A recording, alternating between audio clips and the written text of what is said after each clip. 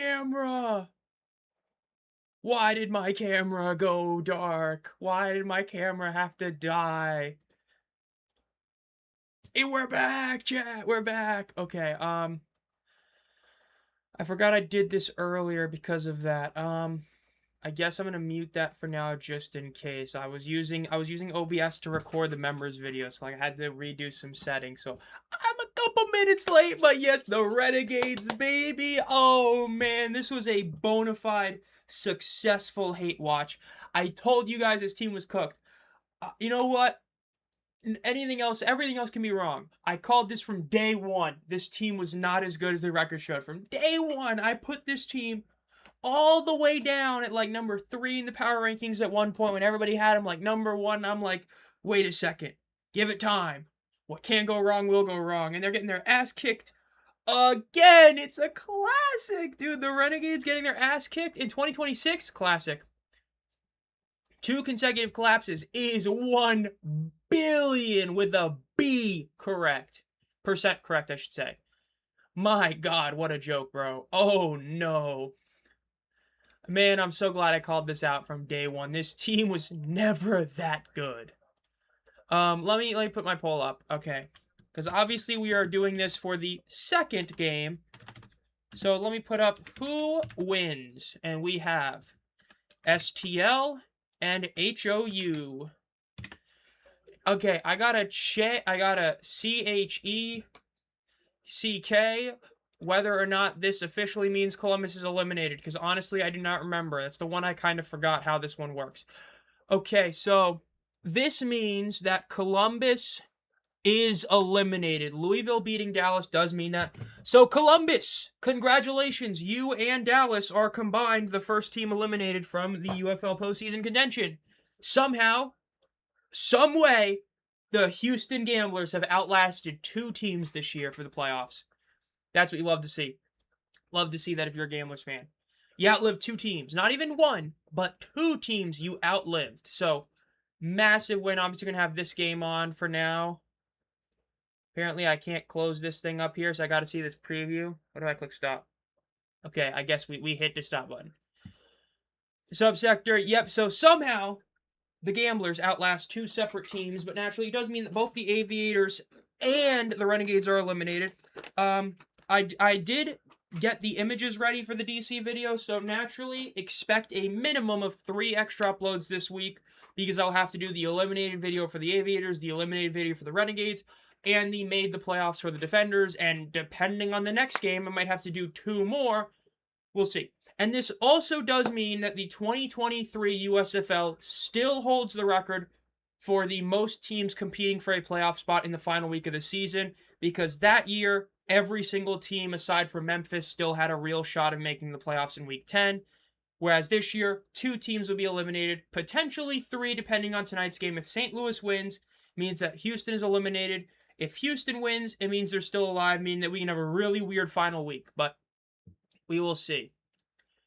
We will see for sure. And I am on the wrong thing, okay?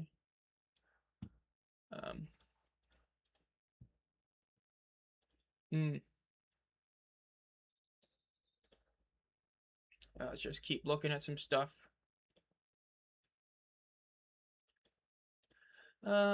Check.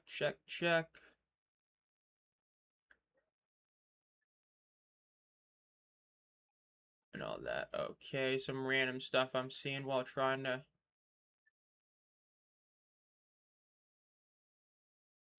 okay, there we go. Ooh, what is this?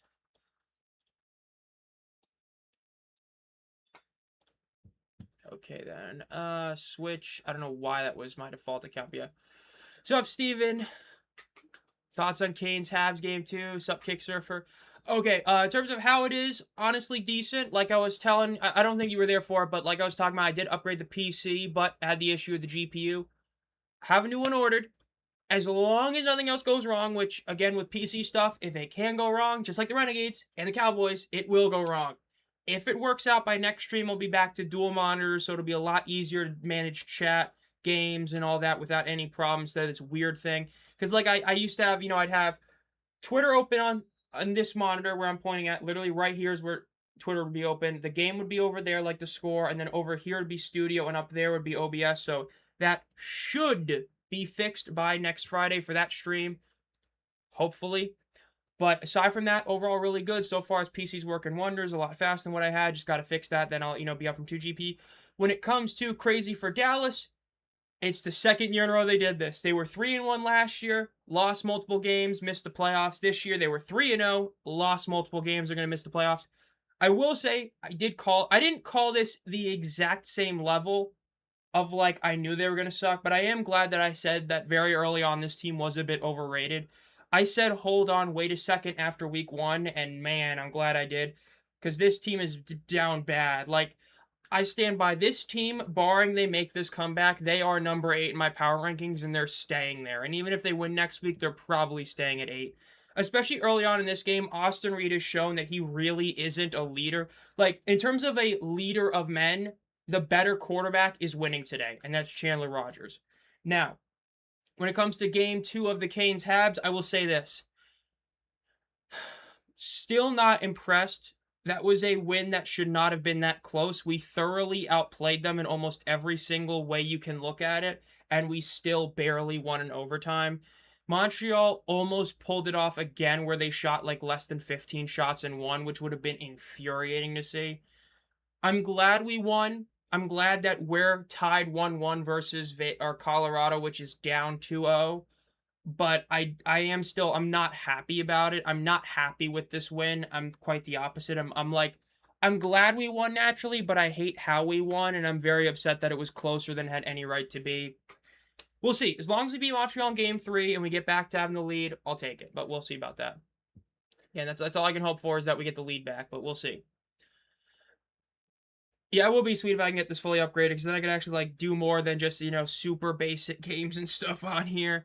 Editing's so much better. Like I was talking about, because like I said, I don't think you were here, but when I was talking about editing, like when I edited my old PC now, I guess I have to call my old PC, not the video, like when it exported it was fine, but when I was editing, the quality was like 240p while I was editing. So like I could barely see what I was doing, but now it's like crisp 1080p while I'm actually editing, and then so it just makes everything look better. Definitely glad upgraded.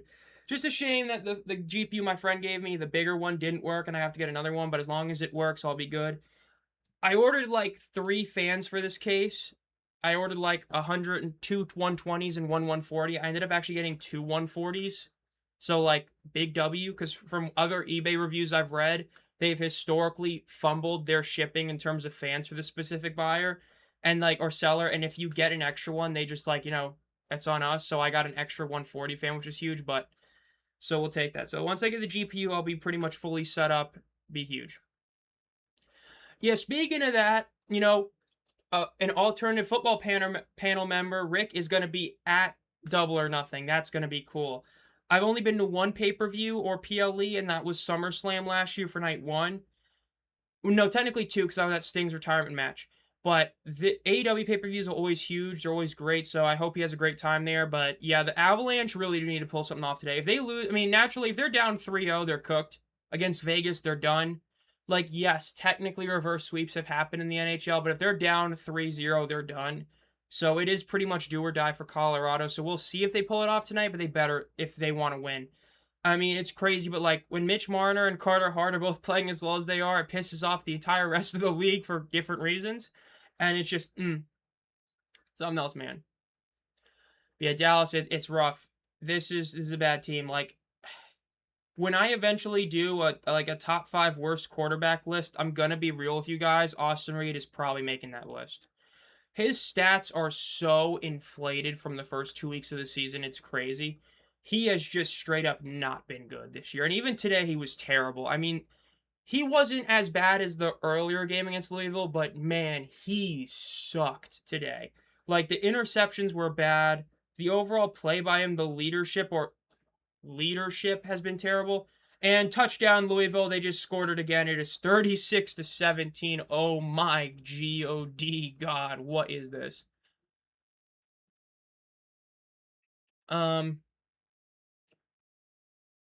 Let me see this. So no attendance yet, but I know it's all very solid. let's keep going. I want to see, what were my picks for this game? I honestly don't remember. This week, guys, I might have a good week for the first time in forever. I might have a good actual week because I'm 5 of 6, and let's see. I picked Louisville to win over. Oh, babe, we're getting another 3-0 game. We're getting 2 3-0s and a 5 of 6. I will take that. Oh, we're off to a great start. I'm at worst, even if I go 0-3 in the Gamblers game, which I technically can't because how I picked the spread and over under. I technically can't. I will go 8 of 12. Oh, that's a huge W. I will take that. Holy BTA, yeah. And remember, this is bad for Columbus. Columbus needed Dallas to win because of the weird tiebreakers. They needed that to happen. It also means that Louisville controls their own destiny. For those that haven't followed it, Louisville is simple now. If they win in Week 10, they're in. That's simple. They are winning in. So Week 10, again, Houston can make this a little more interesting, but for all intents and purposes, it's just going to be a matter between Louisville, Birmingham, really Birmingham versus Louisville for that last spot. So we'll see. I stand by what I said a couple weeks ago. I think that at this point, Neuheisel is too far deep in the trenches. I wouldn't be shocked if he actually plays Lennon next week. I feel like at this point, he views that, like, especially with the Luis Perez trade aging as poorly as it has, I feel like he's sort of in that mindset, like, he has to be like, hey, I gotta roll with him, even though it is, without a doubt, the incorrect decision. That's how I feel, at least, because I agree. I do not know why. I stand by this. I think I said week 5 or 6, Lennon should have started from there on out. It's bad. Like, honestly, when I do my head coaching rankings after the season, Neuheisel's a tough one to rank. Because, like, obviously we know Ted Ginn is, down there. Kevin Sumlin somehow might be getting up. I don't even know, man. Sumlin and AJ are both guys that, like, feel like they're being bailed out by their quarterbacks right now. And I don't know where Neuheisel goes, because Neuheisel's arguably had the worst overall decision-making, because why are you starting Austin Reed in, the big May of 2026 when he has not been good since, like, March? What was their first game? March? So he hasn't been good since March, okay? It's just, oh, man, it's terrible. But, yeah, this game is going to start. Ooh, it's actually supposed to start soon. I got to remember this. So, one big W, in theory. As I mentioned, I was able to upgrade from a super, super old phone to a decent phone. So in theory, I can actually watch this on here. So this should be good, because if I had to watch Sling on this one monitor with all this, this would be one of the most cursed streams like it used to be. ESPN2. I need to go to ESPN2 real quick. And I got to change this game on here. Okay, I guess I'll put you here. Why am I watching a WSL game or NWSL? I don't want to watch that. ESPNU? Oh no! Why is that game on there? Scores. I'm gonna go post that real quick though, that those two teams are eliminated, because like I said, I'm also gonna post this 28 of 19. I technically didn't get that, but I'll take it. A second 3 of 3 game on the week, up to 8 of 9 on picks now. So we'll post that up there. Like I said, I can't see you guys while I'm posting on X until next week. Hopefully next week. Yeah. With this result, both the Renegades and Aviators have been eliminated from playoff contention. And wow, I can't believe I only misspelled one word while typing like that. That's crazy. They collapsed. Oh my god. I think my Steins might be done this year.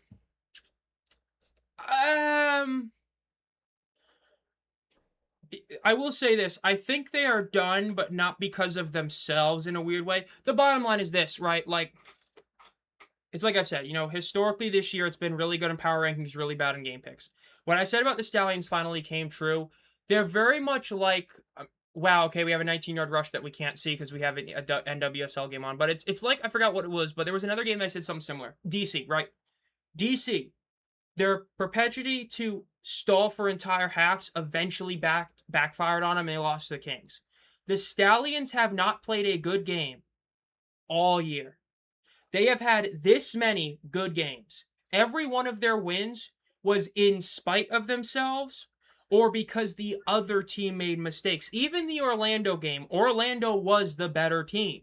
The only reason Birmingham won is because they put Orlando in a 14-0 hole because of a turnover and a fourth down turnover.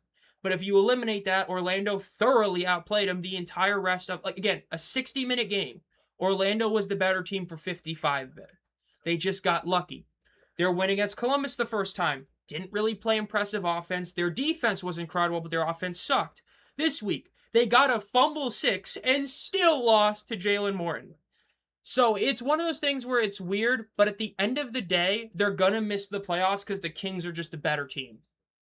That's what's going to end up happening. But we'll see. The Stallions, though, I do agree. It's done. At some point, man, coaching is going to do a number on you, as I've always said. Coach and quarterback are the two most important parts of your team. And when your head coach and OC are quite arguably the worst in the league, that's bad. But so far, Hunter Deckers is they're driving. Again, we can't see the game, and Deckers gets sacked, so he loses some yards. So it's going to force them to go for it on 4th and 12 because they did cross midfield. So Houston is forced to go for this now. And yet they're showing the standings in the UFL game on the side about how Dallas is being eliminated, which is deserved. You lost as many games, you deserve it. But we have the schedule on here, right? Or the vote on who you think wins this game. Remember, Houston wins, they survive to week 10. If St. Louis wins, they make the playoffs, and Houston is eliminated. Giddy up to the end. Hey, we'll see. They got Luke Lennon in right now for the Renegades. He's running. He's going to get the first down, but it doesn't really matter. And as for the Gamblers, they have still not shown the play that happens. It is an incomplete pass, so the St. Louis Battlehawks will be taking over at their own 49-yard line, meaning that they cannot go for it on 4th down already. Decent first drive, ends up getting stopped there. Again, huge sack by Pita Teamanapano, who has been really solid this year. But Cam Gill, especially after today, probably secure DPOY this year, but we will see. We've got about a minute left in the NWSL game right now between some team in Chicago.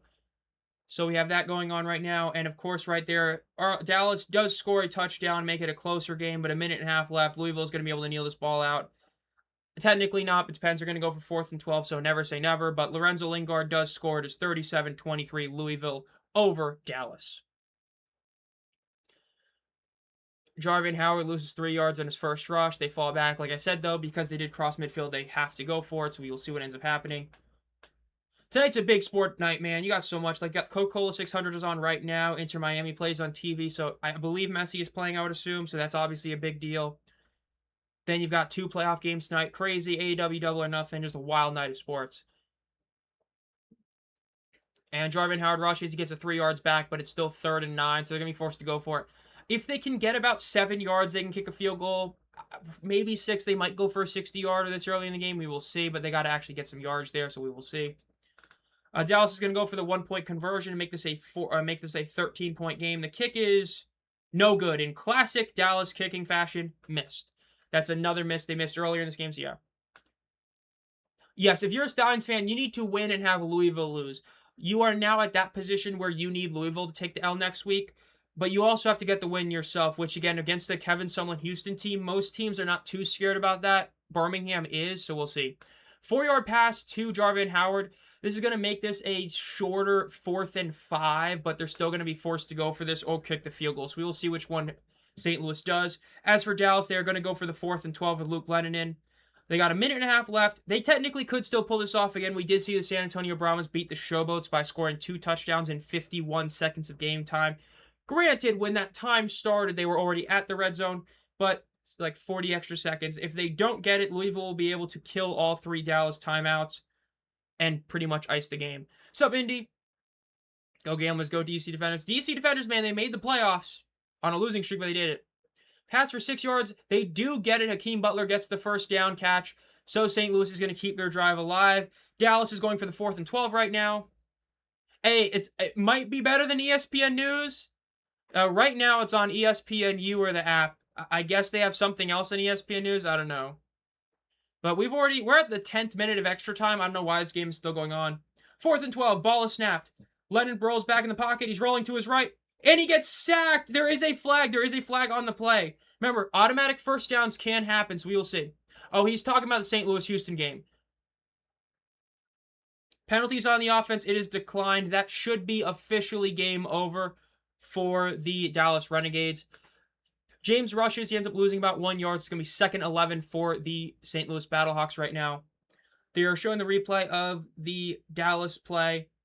Yeah, that was a pretty obvious hold, and he still got the sack again. I believe that was Cam Gill. Yes, it was. Cam Gill, like I said, is going to be your DPOY. If I had to vote, I would be voting for Cam Gill for DPOY. He has been incredible this year, definitely insane. So he's going to be your DPOY, 10 sacks on the year. He is having, pure sack-wise, a Breland Speak-like season. You know, a Chris Odom-like season. Just doesn't have the forced fumbles those guys had, but he is clearly the best pass rusher in the league. He's going to be DPOY. As for the Battlehawks, Perez just got sacked, and it's going to be a 7-yard sack, forcing a 3rd and 18 for them. Remember, they have to go for it or kick a field goal. Louisville rushes up the middle. They get about 6.5 yards on the carry. Dallas is calling timeouts. They have to. They have to keep their season alive. If Dallas loses, they are eliminated. Same with Columbus. But again, barring a miracle, Dallas is going to be eliminated here. A first down ends the game for Louisville, so we will see if they pull it off. As for the Battlehawks, Perez makes the throw, caught by James for 9 yards. This is a doable field goal. They'll probably kick it here. It's 4th and 10. There's no real reason to risk it this early in the game. Kick the field goal, try to make this a 3-0 game with Reese Ahmed, so we will see if he makes the kick to make it a 3-0 game for the Battlehawks. They're showing the playoff picture. DC, even though they are currently the 3 seed, they have clinched a spot due to tiebreakers. So they are a team that are in the playoffs. St. Louis needs a win to clinch. Houston needs a win to stay alive. 2nd and 4 for the Kings. Ball is snapped. They hand it off. Cuts inside, and he is going to be taken down shy of the first down mark. Only needs about 2 yards. So Dallas is going to call another timeout here. Sup, T-Dog? Ooh, he loses 2 yards in the play. So it's going to be a turnover on downs. I'm kind of shocked they went for it. I'm not a fan of that decision. Like I said, I get it's a long kick. It's almost a 60-yarder. But that was definitely the right call, was to kick it. Not a fan of them going for it, so big fail there. A big W, Indy. I hope it's not too bad, T-Dog. I hope it gets better for you the next couple of days. I'm kind of hoping this week ends up fixing everything, for me at least. The last week has been a lot of stuff I've had to try and fix technology-wise, and I'm really hoping I can be done with it. It's so aggravating. Hope whatever you're dealing with doesn't get too much worse and gets better soon. And for your sake, I hope the Battlehawks win, granted. At least you can sleep well knowing that even if St. Louis loses today, they're still not eliminated, unlike, what we're about to see in the Dallas game that we have on the side. Louisville 3rd and 2. Ball is snapped. They hand it off, and that is game over. They get the first down. That's going to be officially game over. Louisville wins the game over Dallas. Dallas is eliminated, and so is Columbus. Those are both the first 2 teams eliminated. Houston is still alive unless they lose. If they win, they are alive. If they lose, they are eliminated. Obviously, nothing can really happen. The only thing that can happen in this game is Houston lose and be eliminated, and St. Louis win and clinch the playoffs. Allowed on nearly 500 yards. Yeah, this Renegades team sucks. They are the worst team in the league. I've stood by that, and I stand by it. They are the worst team in the league. They've been the worst team in the league for about 4 or 5 weeks now. They are a bad team. And the game should be finally coming up on ESPN2, hopefully, but we will see. Yeah, I mean, I know what you mean, T-Dog. Like, sometimes it's just no matter what you do, things go wrong, and it's just, like, you'll do everything right, and then something will just end up happening, and then it just doesn't work. It really is it's life, but, you just got to make what you can with it. But hopefully it all gets better for you, man. But yeah, G-Man showing the member emotes. For those that are members and haven't seen it, I did post the members exclusive video for this month. So after this stream, if you want, you go check that out. Bit of a long one. Bit of a yap session, but, we have some good, good quarterback video. Could have added more, like I said, but it was a good one. I know Adam saw, but I hope you guys enjoy that one. Trying to wrap my head around it. If the Gamblers lose, playoffs are set. No. So no matter what, Louisville and Birmingham are battling for a playoff spot next week. So at the very least, that will still be up for grabs next week.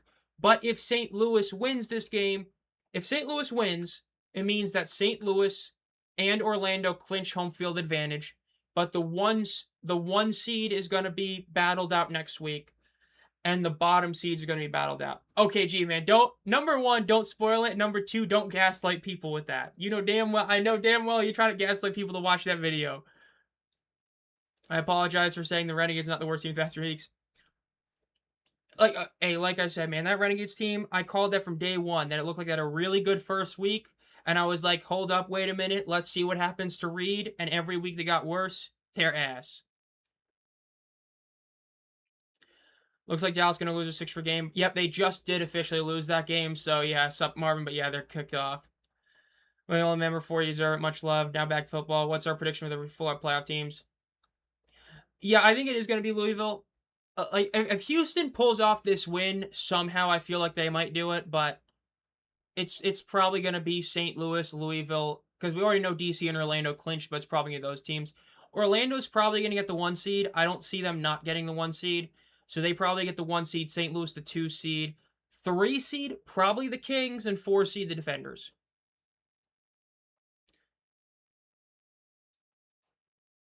The first 10 ball is snapped. Hunter Deckers throws it deep to the right side, and it is going to be incomplete. There is a flag. I think this is going to be defensive holding. Ooh, they're calling it pass interference on the defense. Again, we do have the pull up. I understand that we've had 2 drives, but the game just fully turned on for most of us because, you know, like normal people, we don't have ESPNU, so yeah.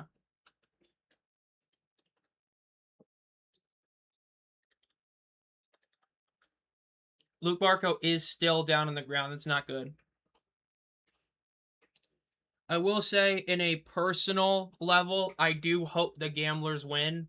Solely so I don't have to make like 14 videos this week. Because if St. Louis wins, I gotta do so many. I gotta do a DC video, Columbus video, Dallas video, Houston video, and a St. Louis video. It's gotta be 5 extra videos. And I understand those are easy to make videos because it's just basic makes playoffs, but still, man, I gotta do oh man. For that sole reason, I hope Houston wins. Just so I don't have to make 5 extra videos. You know, I already gotta make 3, but hey, if I gotta make 5, I gotta make 5. It is what it is. You'll get double uploads for the whole year. Or for the whole week, I should say. True. Louisville deserves to go to the playoffs, especially now the season started. Yeah, I mean, their team is also still showing up. Win or lose, their team, their fans were showing up. They were a great market. I really do hope they make it. Mark Stone is returning. If Cale Makar is back, it's not that big a deal. But if it's not, then oof. If Cale Makar is still not back, yeah, they're cooked. I gotta split my TV. I'm not shocked. I would assume that MJF is gonna get his belt back. At least I would hope, because man, it's just I get he's wrestling every week, but Darby Allin, man, as your champion. Deckers rolls out to his right. He's gonna throw it over the middle. It is gonna be caught to the right side of the 20-yard line. Great play right there by Hunter Deckers. Huge play. And now we're gonna talk about attendance. We have to, because Louisville, man. W Market, man. W Market. They hit 10,400 today. That's 5 of 5 10K plus games. That is what you love to see. W Market.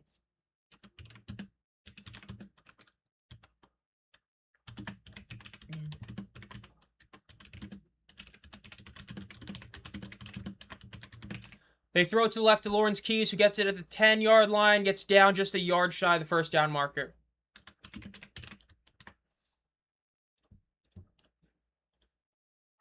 And we'll go back over there.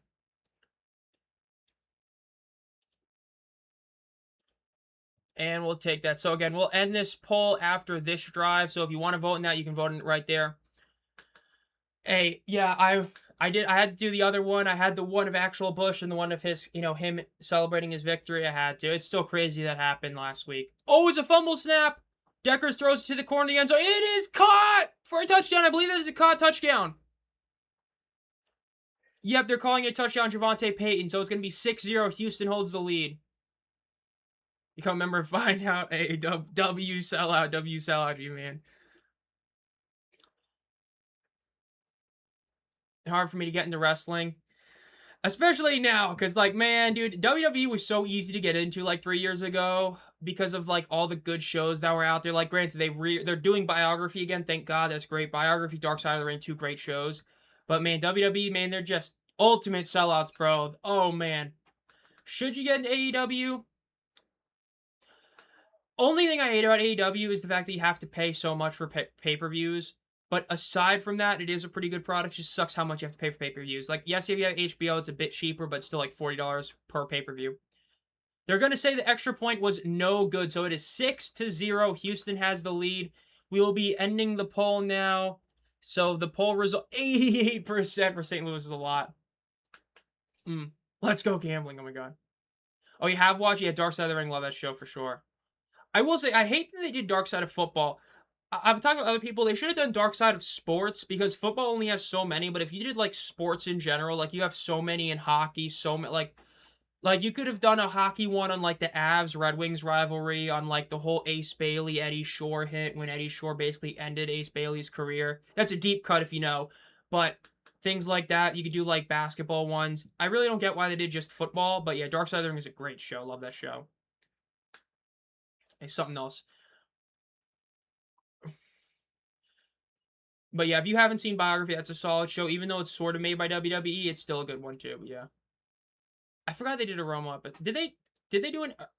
Yeah, Dark Side of. I don't remember that one, but yeah, I did watch a few Dark Side of comedies. Those were pretty decent. TV, I didn't watch too many of those, and like 2000, 1900, I didn't.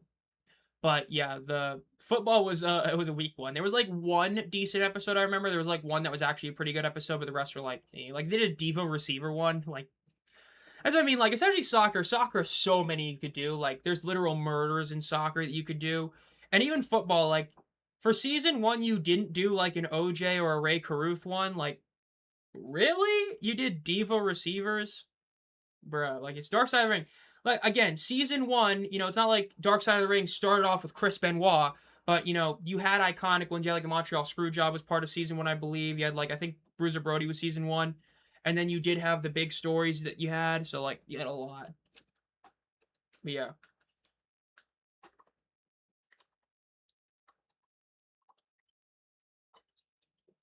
Like, Biography just did The Curse of the Von Erichs, and even though I know there was a Dark Side of the Ring, this one was actually, like, almost as good, if not better, because they got a couple extra interviews with, like, some of the daughters and all that, and they talked about some extra stories about, like, Fritz and what happened with his dad. Like, man, it was a great episode. Randy Savage and Elizabeth. Oh yeah, for Biography, I remember that. I remember that was the whole reason I started. Like, that was the one that got me into the whole thing. Was that one? Because I'm like, oh, I've heard of Randy Savage, and I was like, watch. I was like, that was a good one. Oh, context. I need the context for that comment. The episode, the wrestler. I need the context of that one. Yeah, if you have not heard the Von Erich story, it is actually insane. The Von Erich story, like, it's insane. The fact that Kevin's the only one left is insane. That dude, I played against that dude in high school. He went to West, so was playing a Class A football here in Iowa, and they were in the same division as us. W. That's a cool one. I've only ever like been against or with like one person that like ever became somebody in any sport. Because like the best thing I was like I was an undefeated tennis athlete. But you know what? I'll take it. And kick goes out of bounds. Or no, goes touchback. Yeah, the Iron Claw. Like Kerry Von Erich never telling the world about his foot. The fact that he was wrestling on one foot. Oh, speaking of like fights, bro, the Usyk fight yesterday. Oh my god, crazy. The judges actually borderline trying to give it to Usyk, and like I get that he probably would have been knocked out in the next round, Rico Verhoeven, but the fact that they actually stopped that fight at that point was egregious. What a fix. Granted, he's probably would have been knocked out in the next round, but still. They throw it to the left. It is going to be caught, and he's going to lose about 5 yards on the play. That's like their fourth loss of yards on like a little check down rush or something like that. Not going good for that beginning offense, but yeah. Like Rico Verhoeven really did win like about 7, 8 of the 11 rounds, and the judges had like one of them gave it to him by 1 round. Granted, he probably would have been knocked out in the 12th, but there's only 12 rounds in boxing. I say only. If he survives that round, he should have won the fight, and they didn't even let him get to it. That was terrible. It's like Francis versus Fury. It's crazy, man.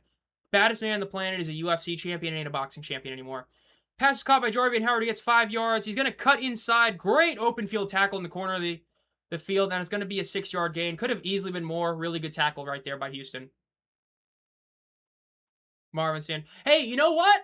I said this before the season, man. It would have been really good if Dallas had Marvin Sanders, who made their defense a lot better last year. I'm just saying. Would have been really helpful if you had him on your defense right now. Probably wouldn't have choked all these games. But you got rid of him. Ain't looking too good for you. He's doing good in Houston. 3rd and 8 for the St. Louis Battlehawks. They have not crossed midfield, so they can punt. Ball is snapped. Perez is being pressured, rolls up in the pocket. Is he going to run for it? He's running for it. He got the first down. He got about 15 yards on the rush. Oh my gosh, first down. Perez got some wheels on him. Look at him go. He was looking like Jack Plummer. Man, it's crazy. You let Luis Perez cook you like that on the ground? That's terrible. Oh my god. Hey, great play by Perez. He got the first down rush.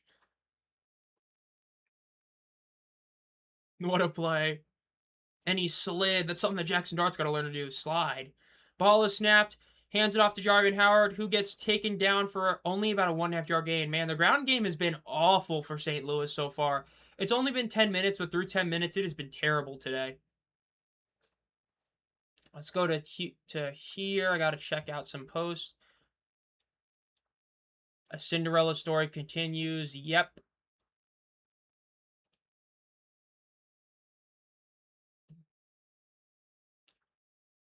Wow. Oh, that's hilarious. I'll bring that stat up in a second. He was running like Peyton Manning. I know what play you're thinking. I think I know what play you're thinking about. That's a first down reception to, I believe it's Ja'Cour Pearson. Yep, Ja'Cour Pearson with the first down reception. It's like that one play he did, like little rollout. I want to, harp on the Showboats, but Pat Ruffino just said that the Showboats had 54,424 people across their 2 UFL seasons. The Kings had just under 56,000. Massive W for the Kings. Like I said this about week 4. They should host the championship game next year. Ball is snapped. Perez looks in the middle of the field, throws the dump off. Going to be about a 8-yard gain on the play, maybe 9. Dude, Matt was DMing me about that, for 2nd and 6 in AFN. He was DMing me about that, and I was like, dude, there ain't no way. Johnny Pope. I mean, hell, I'm pretty sure Zlatan Ibrahimovic is fighting Tyson Fury as a warm-up bout. So, at this point, like, F it. But, yeah, that is hilarious.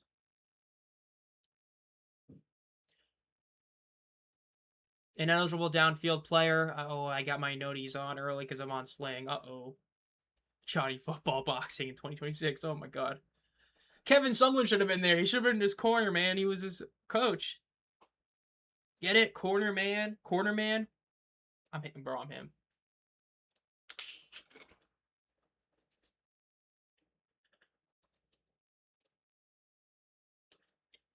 Dallas, man. What a joke of a team. Actual joke of a team.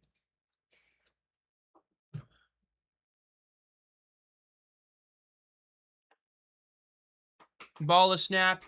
Perez throws it. It's in. Oh, he dropped it. That was almost a beautiful diving interception for Houston, and he dropped it. Super hot fire. I'm not even gonna ask. I'm just gonna ignore that. I don't even know what that means.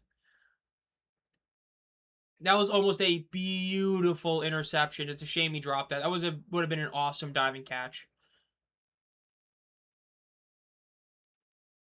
Yeah, he was literally just a bit too inside. That would have been awesome. That was just a great read by him. 2nd and 15 for the Battlehawks. Ball is snapped. They fake the handoff. Perez is being pressured. He throws it over the middle. It is intercepted at the 30. Gets to the 35. Down at the 39-yard line. Oh, man. There is a flag, and Perez is pointing at the defense.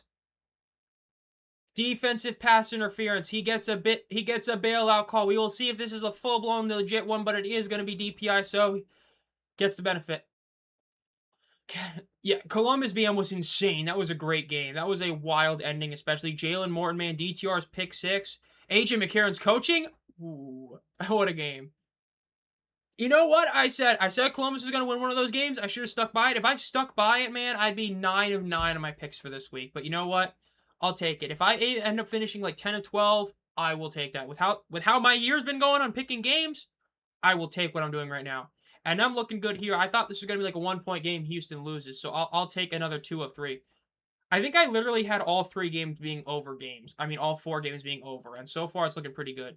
As long as there's another score here. Ooh, there's a Houston DB down right now.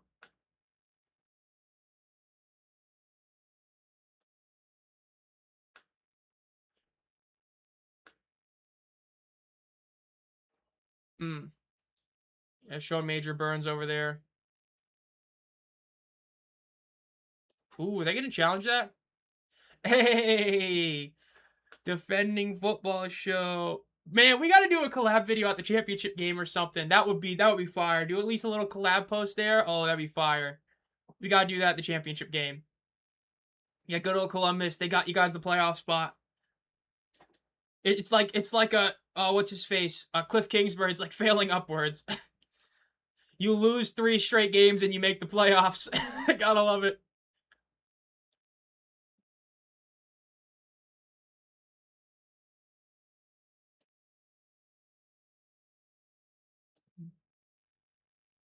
Hmm.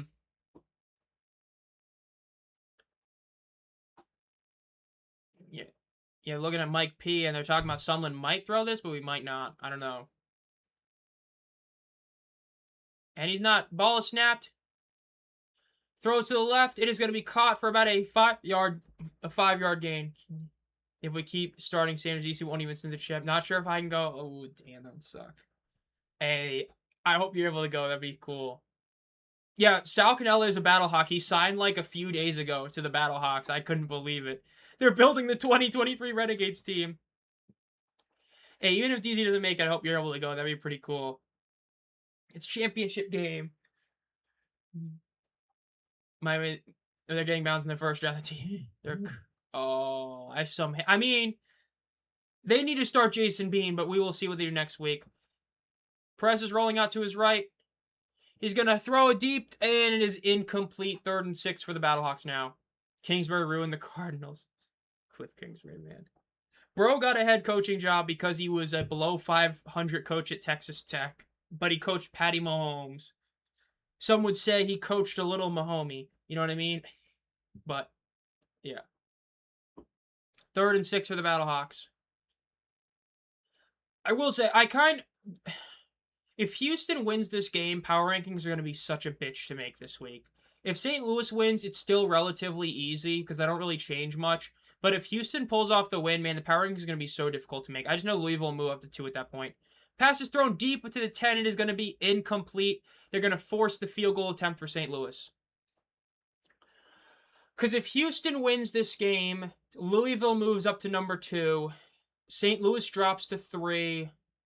I'd probably keep 4 and 5 the same with DC and Birmingham. I really don't think Birmingham is better than DC, but I don't think either team are really like that good right now. Then I'd probably put 6 naturally. Would I move Houston above Birmingham and DC? I don't want to have to do that because I might have to. If Houston pulls off this win, I might have to put him at 4, which would be crazy, but I might. He missed the kick! Oh, no! Ahmed misses the field goal, and it's going to be 6-0 Houston with a minute left in the first quarter. I would say Orlando and Louisville. Louisville has been damn good these past few weeks. They are legitimately, like, they are looking like a championship threat. It really is looking like a 2-horse race with, like, St. Louis, like, in the behind but still there. And then DC, Birmingham just kind of, like, crawling. Might as well play JB. I agree. It's like what DFS is saying, right? You got to start being. You traded DeLillo for him. You traded your backup that has started games for you. I do not understand why you traded your backup that played for you to get a quarterback that you're going to put at QB3. That's stupid. Like, that is stupid. So, got to start being. If you don't start being, there's some question marks. It's just going to be really awkward, but we'll see. Houston rushes up the middle. They're going to get about 4.5 yards on the carry. But yeah, if Houston does win this game, do they move up to 4, even 5? That would put them at 4.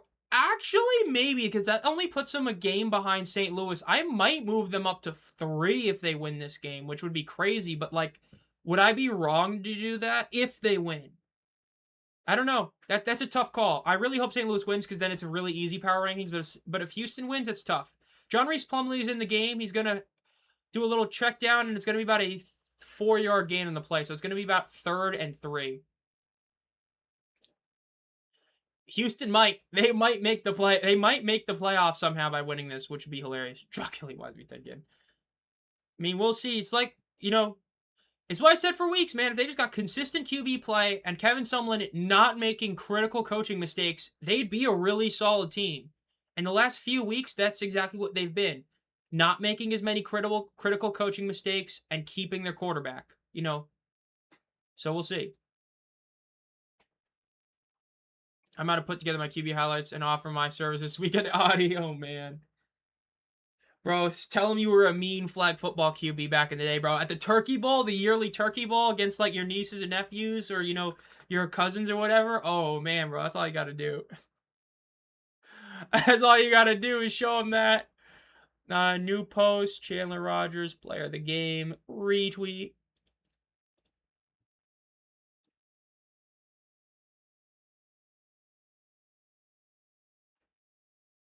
Some random stuff. 470 yards of offense. That's crazy.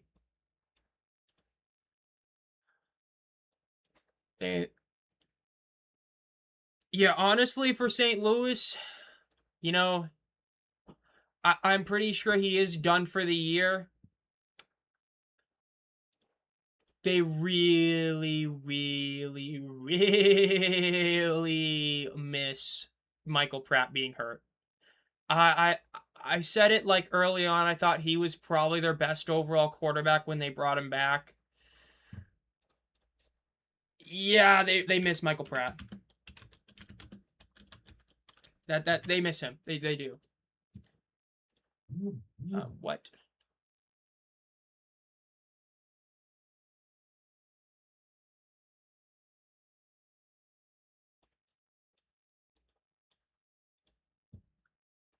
But yeah, that's what they really missed. Michael Pratt, I think, would have been the answer.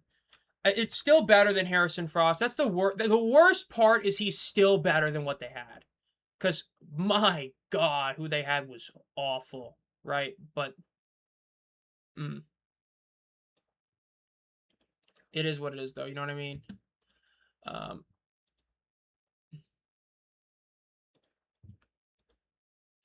Yeah, put that on, but yeah. Yeah, I mean, if St. Louis wins today, they are in the playoffs. If they win today, they clinch. If they win and Houston loses next week, I believe they also clinch. I believe St. Louis is straight up winning, they're in. I think this week and next week, if they just win, they make the playoffs. But if they lose this week and lose next week, I think if Houston loses, they still clinch in over Birmingham because of tiebreaker. So I believe it's that simple. So, like, they still are pretty easy to make it. But yeah. Yeah, that's the crazy part. Press is still the best quarterback they've had all year, and he's really not playing that well this year. But Michael Pratt, wish you would have him. You really wish you would have him. It's a shame he got hurt, like, when he did, because he easily could have been the starter and would have been legitimately solid.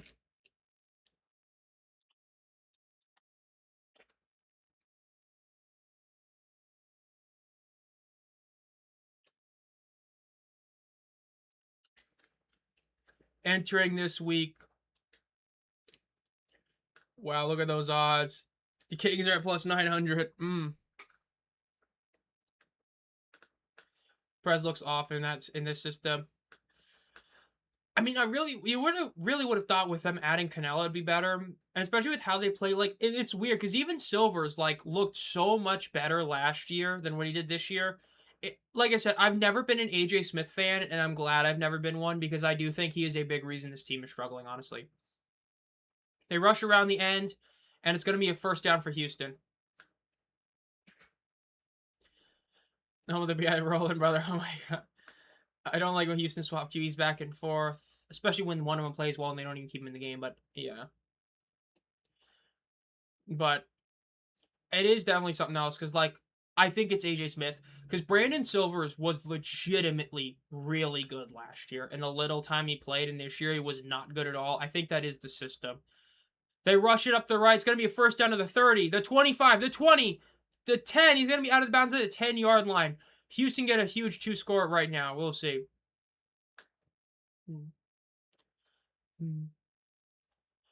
But, I mean, hey, it's like I said, last year, Brandon Silvers was the best QB they had. I mean, if he was healthy, there is a very real shot they would have, I don't think they would have beaten DC, but they would have barely lost to DC instead of getting their ass kicked. But with AJ Smith, I don't know, man. I don't think he's really that good in OC. I don't think he's ever really been that good in OC. Even with Houston, the offense eventually, stalled out, did nothing, and they got beat by a 4-6 Renegades team. So, like, when I look at him, I don't really view him as that good in OC. I do think he's one of the weaker ones in the league. It's just that it happened to be in a league where you had a guy that had never coordinated before in Orlando and Tyler Siskey. So he didn't really look that bad compared to the rest of them. But of, like, the experienced guys, probably the worst OC in the league. Just saying. 2nd and 8, ball is snapped. They fake the handoff, and he's going to get the throw off. It's going to be incomplete. Almost a beautiful catch, but it's going to be incomplete. Who do you think is going to be your number one matchup? Well, the one I picked a few weeks ago ain't happening. It's probably going to be Orlando-Louisville. That's what I'd probably pick right now because I think Louisville gets in at the 3 seed because I think DC loses, which would make it Louisville the 3 seed and make Orlando the 1 seed. And I think Louisville wins against St. Louis, who would be the 2 seed in that scenario. And then Orlando beats DC a 3rd straight week in a row. And that would make it Louisville-Orlando. That's probably what I would pick based on what I think ends up happening. 3 receivers at the bottom of your screen. Here's the crazy part I will say about Uncle Dave. I actually don't fully agree with that with this one caveat. Briley Moore, they're still fine. I'm going to talk about it in the playoff video, but I genuinely think if Briley Moore doesn't get hurt, that team has one more win at least. Him being hurt was such a big deal because when you go to a backup quarterback, like the NFL is the easiest to look at it. In the NFL, historically, when a quarterback comes in that's like a rookie or they haven't started for a team, what are you supposed to do? What are you taught in fantasy to do every single time? Get that tight end. Because that guy is going to just throw to the tight end every single play. If they had Briley Moore, they win one of those 2 games against the Kings, and they might have even beat the Storm last week. The fact that he's been out for this long, I think that's the biggest. Obviously, Tayon was a huge deal, but I think that when you combine those 2 injuries, that's why they're cooked. And now that Yasir might be out as well, that's bad. But I think Briley Moore is the biggest. That's the one that's going to be sort of forgotten. But that's the one where, like, if he was healthy, this team wins at least one more game. That's really rough. 3rd and 8 for the Houston Gamblers are in 5 wide. 3 at the top of your screen, 2 at the bottom. Plumlee rolls out to his right. He's going to throw it. It's going to be incomplete. He had a guy in the red zone, but he wasn't able to get it. The worst backup in the lead. Oh, man. Hey, you had Mike DeLillo, you traded for Jason Bean, and then for some reason you didn't use either of them. I don't know. Well, Ted, if you were to ask Rick Neuheisel, the worst backup in the league is apparently Luke Lennon. Apparently. Because I don't know why he still hasn't started yet. So if you ask Rick Neuheisel, the worst backup is his own. But, yeah, Spencer Sanders has not been good.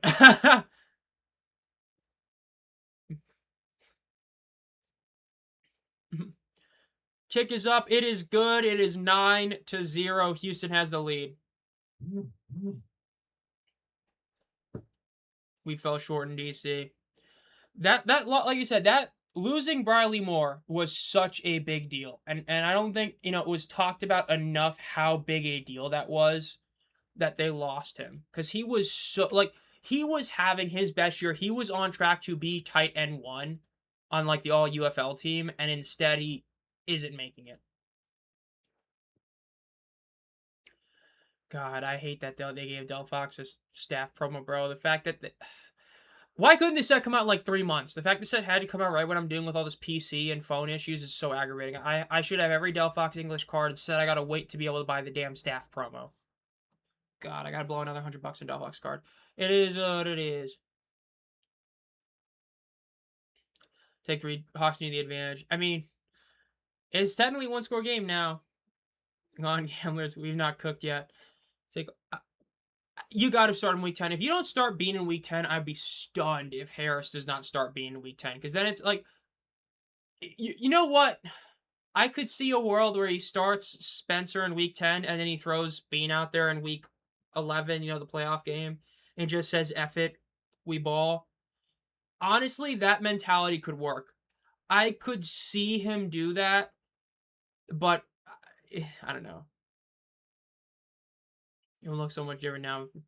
The only thing with the St. Louis DC is a very good shot they play each other, because depending on how the games go, it might be that DC gets the 4 seed, but we'll see.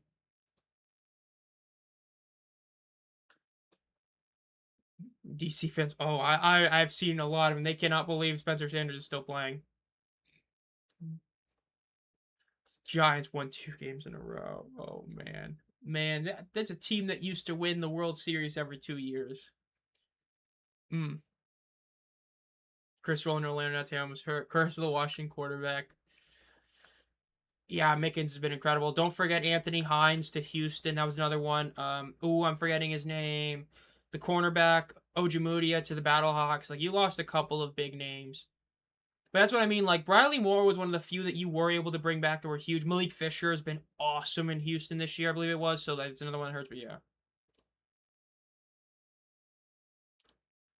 Throwing Bean to a play would sound like something DC would do. Like I said, I think it could work. If you just decide to start Spencer Sanders in week 10, like if you go into it thinking we're going to lose this game and play Orlando again, F it, bro. Just throw out, Jason Bean. What have we seen this year? First game Austin Reed plays, incredible. First game Jalen Morton plays, incredible.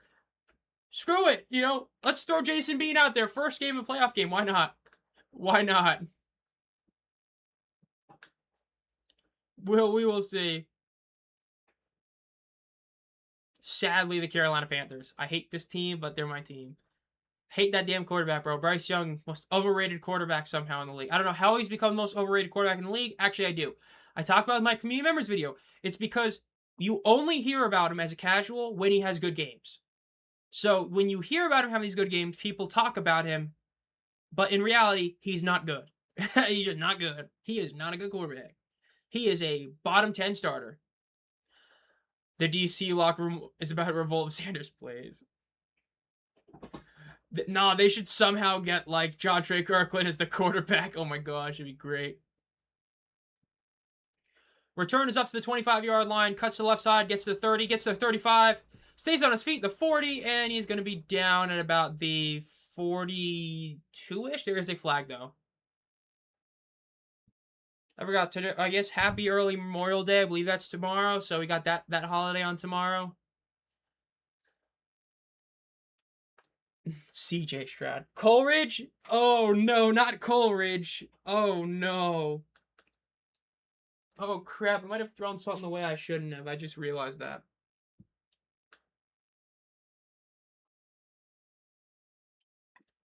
The Knicks.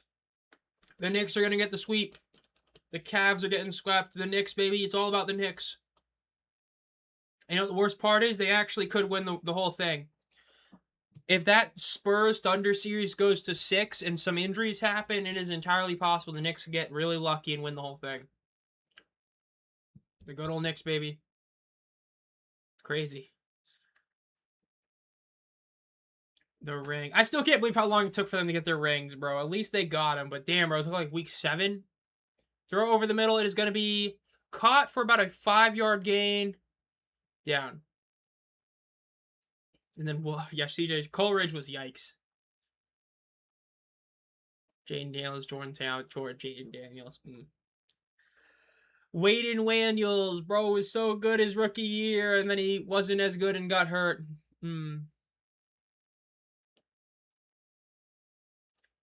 Hey, sometimes we like to think coaches know what they're doing, and then you see that Austin Reed is starting in week 9, and then you question certain head coaches' decisions, like a certain Rick Neuheisel keeping Austin Reed out there. Perez is rolling in the middle of the pocket, throws it over the middle. Beautiful throw at the 40-yard line up to the 45, the 50, down about the 47-yard line in Houston territory, but there is a flag. It is going to be a defensive illegal contact on Damon Arnett. That penalty is going to be declined. Let's go Knicks. My old man is happy for the Knicks. The Knicks, baby. They've suffered for so long. Their fans, they've been suffering. Tingus Pingus was like their best player for so long. Or it would be past his prime, Amari Stoudemire. And finally, they have a team, and they're going to make the finals. Are they going to win it? Probably not, but they're going to make it. Dude, I can't believe it. Like, when Reed, like, dude, it's so true. Reed is, I think it was XFL Jim that said he's the most rattleable quarterback in the league. It's so true. If you just say, like, one thing to him, bro's going to be, like, in a hissy fit. Throw over the middle, it is caught. Just big man's him and gets an extra 3 yards. Great reception right there by Blake Jackson. Yeah, Austin Reed, man, I couldn't, man. If I was a Renegades fan, I'd hate having him as my quarterback right now. It's crazy. And DB flipped the bean. That's crazy. Second down for the Battlehawks. This is going to be 2nd and 4 for them. They are past the midfield, so they are going to be forced to go for it on 4th down, but we'll see. 2nd and 4. Ball is snapped. Perez throws it immediately to the right. It is caught. Gets the first down and about 3 extra yards for the first down play.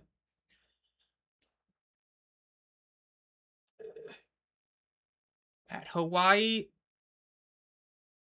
the Battle Chickens. The sword with wings. Class man should be worse than the... Yeah, that is... The Renegades, that is hilarious. But you know what? It's not unpredictable. That's the worst part. Like I said, that was not unpredictable. It was a very, very, very predictable collapse. That team was just genuinely not that good. They had a great week 1, and that was it. And it's going to be out of bounds for about a 3-yard gain.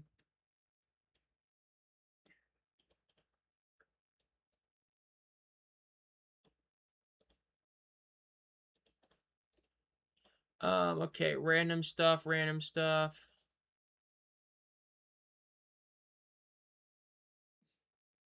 Bro, I just looked at my DMs and I saw the Johnny Manziel fight in there. God damn it.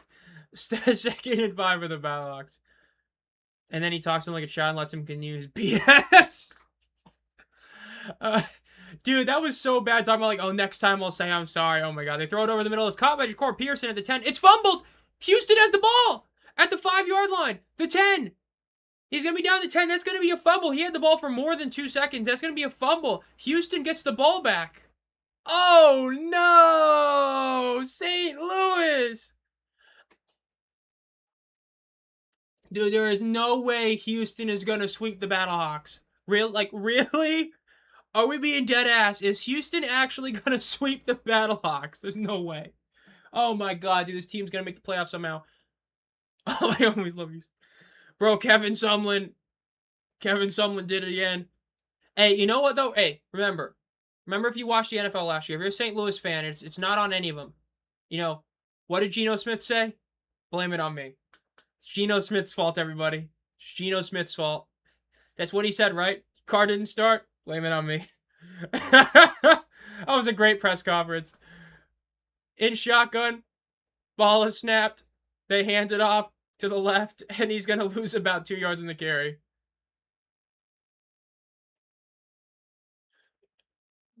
Say it ain't so.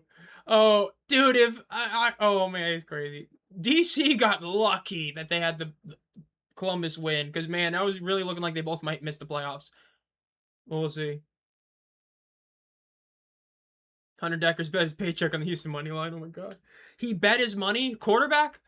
Betting money? Texas? Brendan Sorsby? Suing the NCAA after betting on Turkish baseball? Oh my God. 2nd and 12 for the Gamblers. Ball is snapped. Deckers rolls to his right. He throws the check down and he overthrows it somehow, and it's going to be incomplete. 3rd and 12. Hunter Deckers. Oh man. Brendan Sorsby. Oh man, bro was betting on everything. Hawks need some Houston making the playoffs. The only thing that sucks for them is I do believe their only path is over St. Louis. So that's the one thing.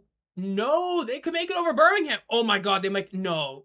I gotta check. No fucking way. Hold up. Wait a minute. Decker's throws to the left is incomplete. No, okay, no. They almost control their own destiny. If they win next week... Wait, who does St. Louis play next week? They play the Renegades, correct? I believe they play the Renegades. Yes, they do. Wow. Houston almost controls their own destiny.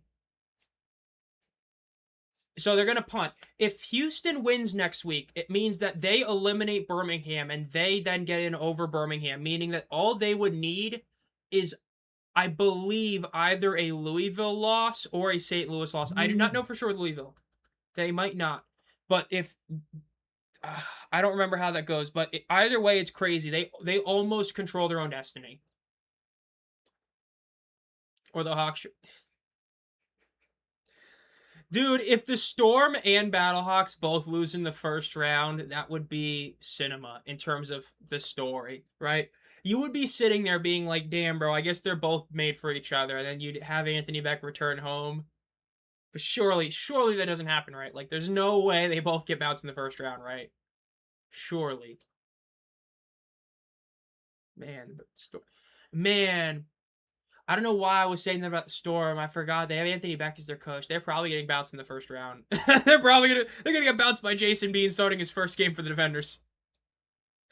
Oh, it's gonna be great. Houston, their wins would be Louisville beat DC twice. They beat Battlehawks twice. I think they could get it over Louisville. Did they split the series with Louisville? Houston Gamblers. No, I do not want that. No. Houston, Wikipedia. Man, all those teachers that told you Wikipedia was an untrustworthy tool they were so wrong. Like, dude, everybody just uses Wikipedia. They only played them once. Okay, so they cannot overtake the Kings then, because the Kings are at 5-4, so they can't overtake. So Houston's only shot at the playoffs is over St. Louis. Okay. So, if Houston holds on to win this game, it means that they need a win and a St. Louis loss, and then they are in.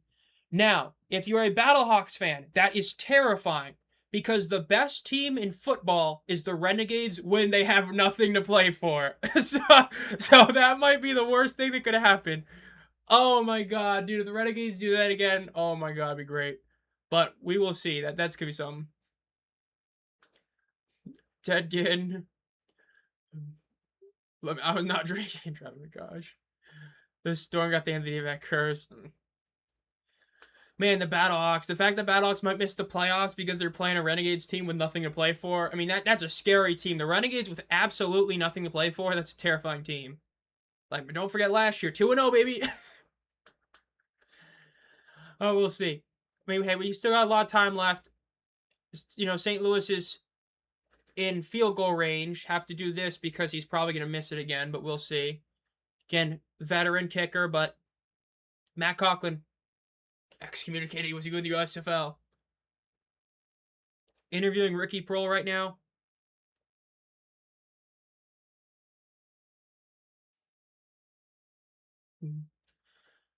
Ricky, man.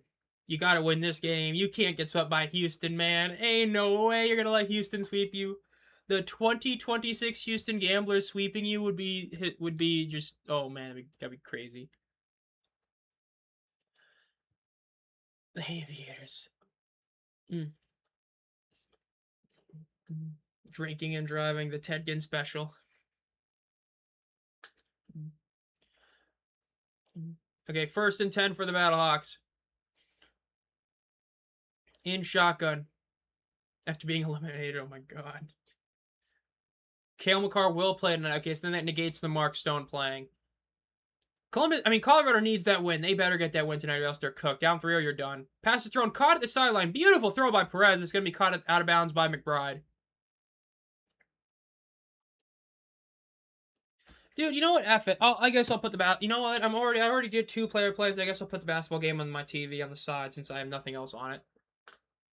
Would rather put the hockey game on. Would rather put double or nothing on, but I guess put the basketball game on. I don't even know why I'm saying this is a good series. I just hate watching the Thunder, man. Fiona, 3! In shotgun. Ball is snapped. They throw it to the left. It's going to be incomplete. 4-3? It's been 50 minutes. Damn, bro. This is why nobody takes the MLS seriously. Oh, my God. MLS. Is Messi even playing? Yes, he's got 1 assist. Okay. That's not good for the league because if St. Louis don't make it, kiss 21,000 a game attendance goodbye. It'd be bad. It will be bad for that, but hey, you know, this year's already been a bit of a failure. Aside from the new markets, like I said, Louisville, man, I really hope they hold it next year. Yeah.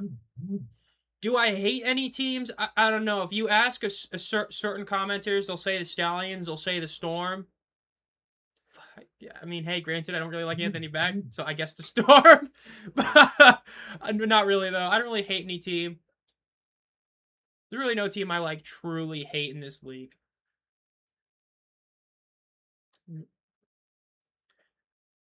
I mean, granted, you're talking to a guy that would probably say the Golden Knights are in his top 5 favorite hockey teams. So, like, I really don't care about teams that are hated. Let me think. What I put Vegas top 5? I got to think about that. Ball is snapped. They hand it off, cuts inside, gets to the 35, or gets to the 25 to 20. Going to be down about the 17-yard line. Let's see. The Carolina Hurricanes. I probably put the Habs up there. I really hope we don't lose to them, but I probably put the Habs up there. The Jets. Maybe. I'd probably put the Golden Knights top 5. Yeah, I'd probably have them top 5.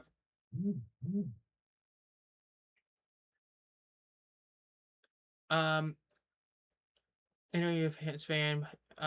King the Battlehawks. Can the Battlehawks at 5-5 gets tiebreakers over? They can miss the playoffs because of Houston. Houston can overtake them. Ball is snapped. Throws deep to the left side of the corner. It is going to be caught. Touchdown, Hakeem Butler. Oh, they called it incomplete. If St. Louis loses and they go 5-5, and Louisville wins and they finish, St. Louis basically needs Louisville to lose or Houston to lose. If they lose this game, they're out of the playoffs. If they lose and then Louisville and Houston win. Like, St. Louis sort of does have to try to miss the playoffs for the most part. Like, they have 3 games next week, and they need, like, 2 of them to go their way, or they need 1 of them to go their way and they make it. So, for all intensive purposes, they're almost a shoo-in. They're just technically not a shoo-in. That was almost a crazy catch. Oh, God. 36-yard field goal. Kick is up. It's good. It is 9-3. Houston holds the 6-point lead. I guess I'll go back over here. And I gotta type in NBA. Why am I typing in NBA? I have the damn game on my TV. NHL, Colorado versus Vegas. Vegas. You know, hey, gotta give credit where it's due. My PC that I had was a pre-built HP or HP like PC, okay? It came with a basic NVMe drive. I checked the drive's health because it's been a few years.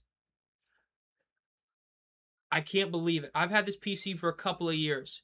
I'll be damned, that drive is still at over 90% lifespan and health. HP, man, they came with a really good NVMe driver. Thank God, because, dude, if I had to buy it, like, if you think the RAM crisis or, like, the GPU crisis is bad, dude, the storage crisis, oh my God. Like, 1 terabyte of, like, an M2 NVMe drive is, like, $200. It's crazy. So, hey, I gotta give credit where it's due. WHP, they gave me a damn good drive that I can still use. Kick is up. It is going to be recovered initially at the 3-yard line, up to the 10, the 15, the 20. Cuts inside, gets to the 30. Going to be taken down to about the 30-yard line.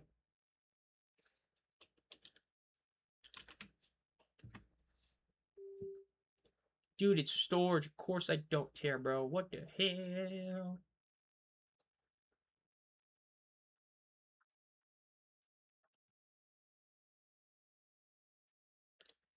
I feel like I'm clicking on the wrong things. Yeah, I'm hitting the wrong things.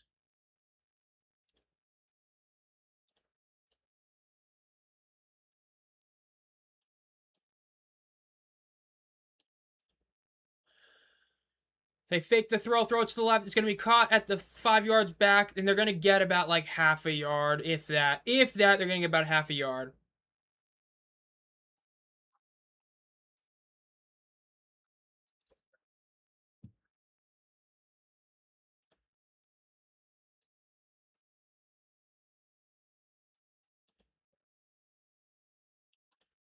Scorigami number 50. Ooh, big W. The force the trade. Yeah, that press trade, I do agree. That was rigged. There ain't no way you trade him. But like I said, that when that trade happened, that should have been Ja'Cour Pearson for Luis Perez. That was definitely some league getting involved in that one. Right decision for 3. I do agree. I think that was the right call. You need to score some points. Granted, it's questionable about how he's been kicking, but like, I think that was the right call.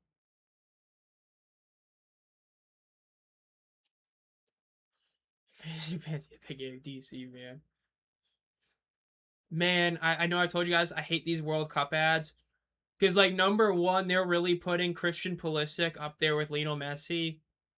And then the other one where they have them actually winning, it's like I said, there are some people that don't watch soccer that do not know that we are going to get our ass kicked in the knockouts. We're going to get crushed. Us winning a knockout game would be a colossal success. So, like, I think we're like plus 7,500 to win the World Cup. I honestly think we should be worse. We should be like plus 20,000 to win the World Cup. The fact that we're even like anywhere, we have better odds than Croatia. I'm pretty sure Croatia just got second and third in the last 2 World Cups. How are we higher than them? That's stupid.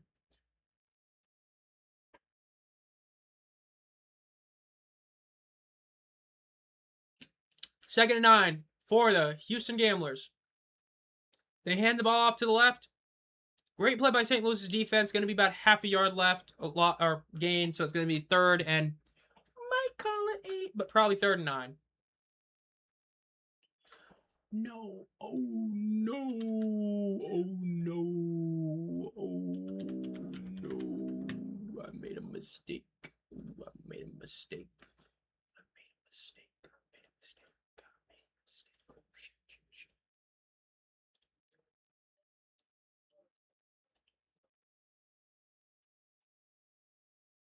In shotgun. Ball is snapped. Rolling to his right. He's going to go for it. He's going to get the first down. Just barely. He's going to get the first down.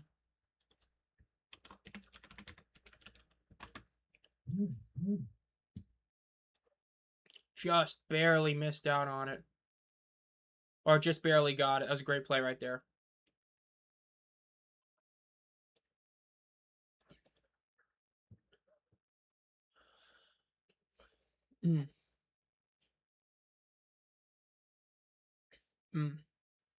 And Frost is any better. Oh my god. Harrison Frost is terrible. It's going to be about 3-yard gain. Honestly, I'd rather have Spencer Sanders than Harrison Frost.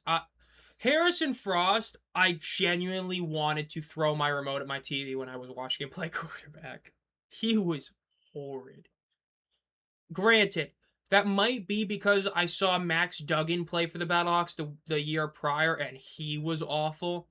So it might be like 2 back-to-back quarterbacks in that jersey. But, because, like, think about, like, if you watched, like me, and you watched every game, and you watched Max Duggan in that Battlehawks jersey, and then you watched another quarterback that was somehow even worse than Max Duggan, it's like, oh my god, that's terrible. Dude, Max Duggan, I guess we're going to rant about the throwing motion again. When bro is throwing with an even worse throwing motion than Phillip Rivers, doing the whole, like, I don't know what the hell that was, but that's how he would throw the football. Like, I got my EV logo in the way. I was gonna grab my football, but it's I got a Lego set in the way. But like Max Duggan would like hold the ball. He would like and he would like go all the way around, cock back, and then throw it like that. It was the dumbest throwing motion I've ever seen, and you somehow downgraded from that. Like again, that's like going from Roland Rivers to James Morgan. Like you're already in the depths of hell rolling out Roland Rivers as your starting quarterback, and then you go to James Morgan. Oh my god. Like, oh man. Oh, it's terrible. Oh, it's terrible. That's basically what that is. How did either play? Dude, Max Duggan. Oh my god. Anthony Beck really said, I don't want AJ McCarron, I want a dual threat quarterback, and went with Max Duggan. That's the worst part. He said, oh my god, I know he sucks as a coach now, but he told AJ McCarron to go away to start Max Duggan. Oh my god. Oh man. Like, remember, Mac Jones had a great rookie year, and Cam Newton was going to lead the league in rushing touchdowns. But imagine if you told Tom Brady to go away and you went, instead of like the end of Cam Newton, you were rolling out like JJ McCarthy. That's what you did.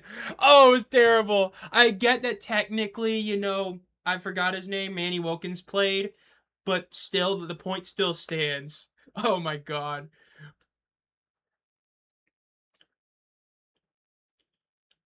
No, it was bad. Michael Pratt was that one hurt. That one hurt. If they had Michael Pratt, they'd be solid. If Michael Pratt was starting, like that's what I was saying with Prez. I thought he took a bit of a step back last year, and that this year he wouldn't be 100%. But he's definitely looking like 60% of what he was. But if Michael Pratt was healthy, I think they would be solid. I think Mike DeLillo was starting for the defenders, they'd be solid. But instead, they traded him away for a guy they don't even want to start. But whatever, genius move.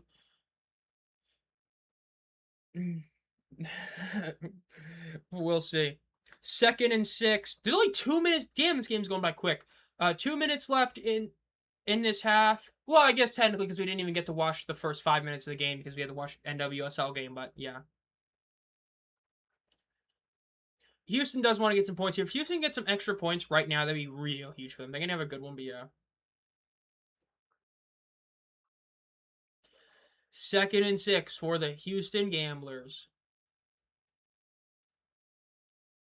Kevin Sumlin! Oh, man.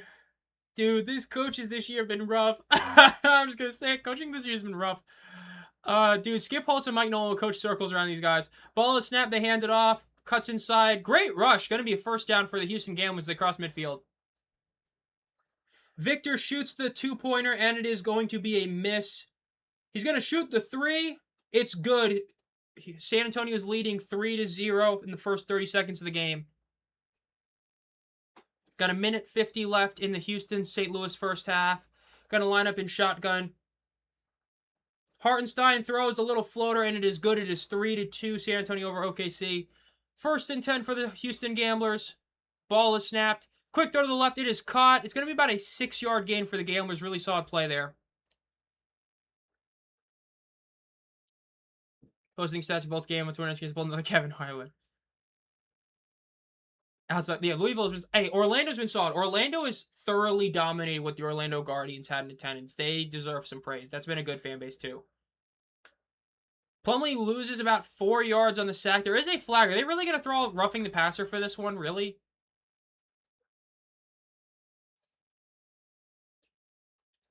Might be saying. Hold on. Calling it face mask. Okay, it's a bit different. We'll see if that's a legit face mask. But it's gonna be an automatic first down, Travis Feeney. Yeah, it's a face mask. That's a face mask. That's a face mask.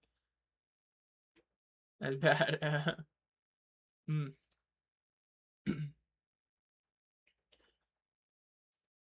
Travis Feeney.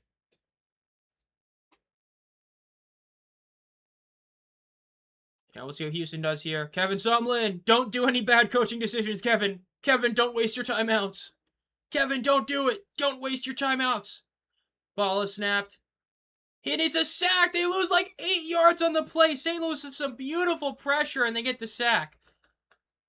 Down to 55 seconds left.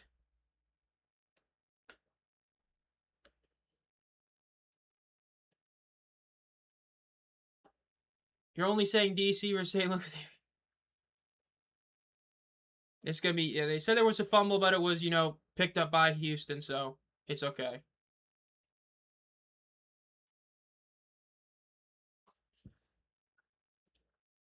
I can't even see this. Oh, man, it's so bad.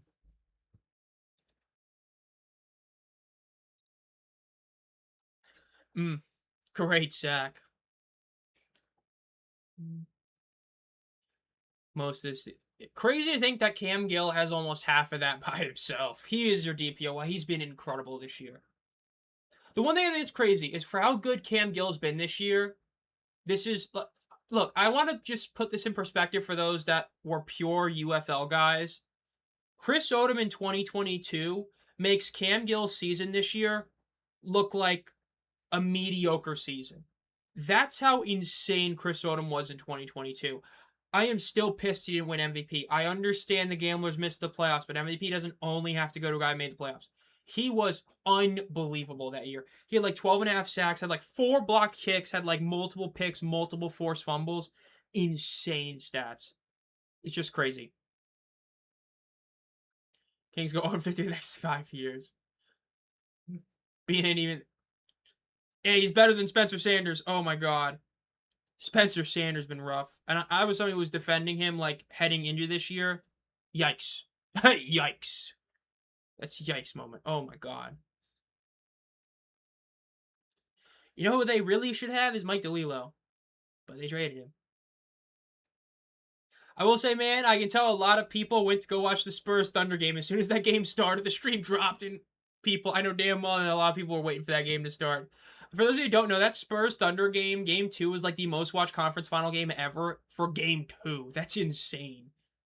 2nd and 19, finally getting the next play. 1 timeout left for Houston, all 3 for St. Louis. So St. Louis could, in theory, get the ball back if they wanted to. They rush to the right. Gonna get some good yards. 10 yards, 15. Gonna be about a 15, 16-yard carry. Great play by Houston. No timeouts being called by St. Louis. Again, I know I've talked about this a lot. I don't think Ricky Proehl is that good a head coach, and this is one of them. He should have called a timeout there. He should have tried to play to get the ball back. Deckers throws it to the left. It is intercepted at the 20, the 25 to 30. They would have had another 20 seconds had he just called the timeout. Why don't you? Oh my god, dude, Ricky Proehl is so. Oh man, bro, it's like Anthony Beck never left. Oh my god, interception for St. Louis, but they're down 20 seconds that they should have had if Ricky had called a timeout like you were supposed to. Why do you not call a timeout on 3rd down when you get the ball back with like 40 seconds left and a timeout? That's crazy. But you know what? We'll see what they can do here. They only need about 30 yards. With Ramis Ahmed, they need about 30 yards to get in the field goal range. Victor misses the shot, but he's going to get some free throws.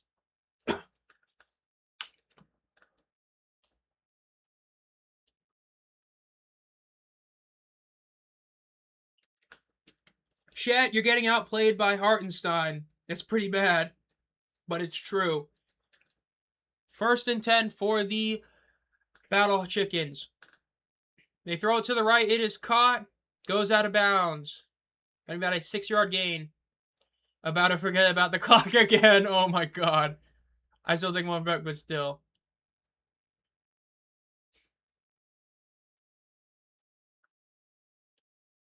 Oh, dude, speaking of Ojemudia, that's who got the interception. I didn't realize that. I was just talking about him earlier. It's another one that DC really misses. If they had him back, man, that'd be huge.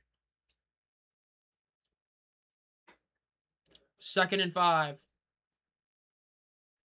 Ball is snapped. Throws it to the right. It is caught. And he gets out of bounds. They might not get the 1st down, though, but he's going to get out of bounds.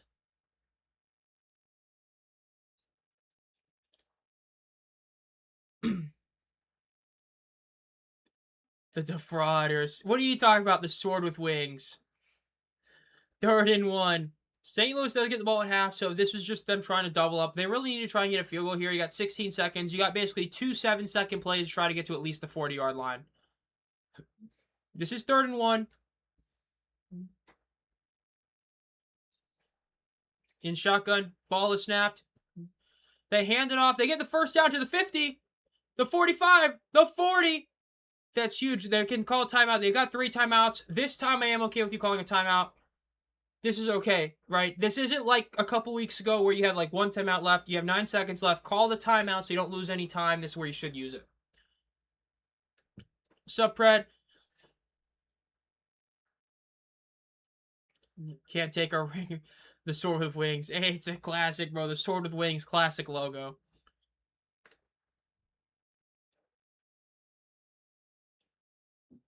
Hope I didn't just mess that up. Okay, no, I didn't. I thought I messed it up by hitting something.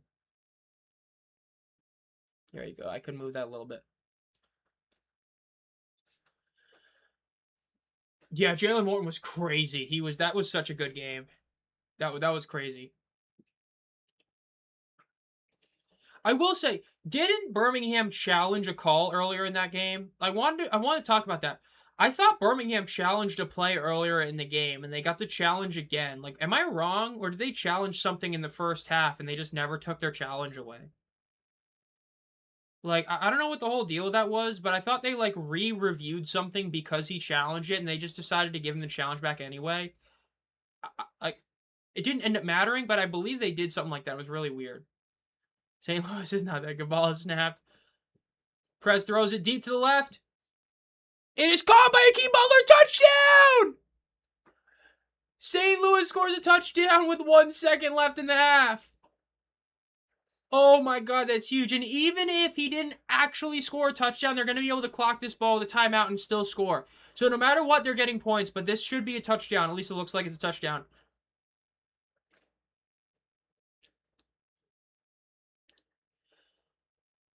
That should be a touchdown. Butler is insane. That's a crazy touchdown. That's going to be able to tie the game, and if they make this extra point, they will have the lead. If they don't, then it's a tie game. They can take the lead, and remember, they get the ball at half, so they can double up here. They can knock Houston out of the playoffs here, and they can clinch themselves a spot if they make the playoffs if they win this game. Is Houston icing the kicker? Ah, they're icing him. That's great. Oh, that's great. Kevin Sumlin doing a good timeout. That's great. He's icing the kicker on an extra point. That's devious.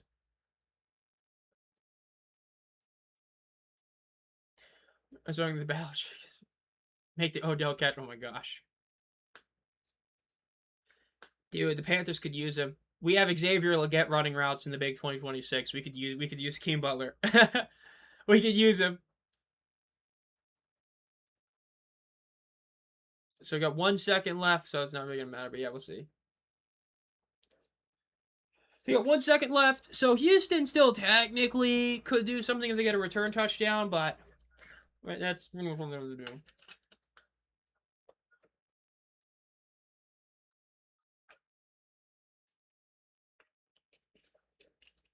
Keon Coleman. Oh no, Cookie Man? The cookie guy that Cam Newton said? Oh no. Ramesh, you gonna make this? He did! Wow! Impressive! Hey, impressive. Kind of shocked he made that, not gonna lie. I'm a bit surprised, but he did. Nice job, Ramesh. That's big.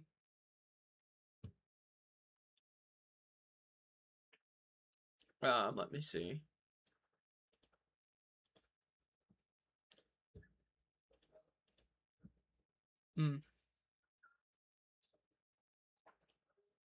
The Carolina. What? Excuse me?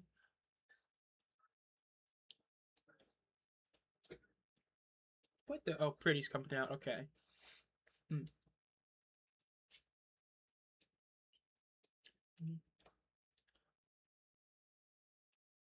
Let's go here. The guy's having a good time on this side. Oh, that's great. $700. Oh my god. Hakeem Butler. Hakeem the Dream Butler having a great year.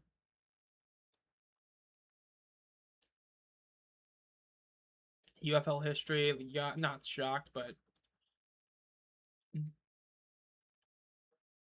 Yeah, we'll see what St. Louis can do in the second half because they do get to start with it, so that's going to be huge for them. We will definitely see.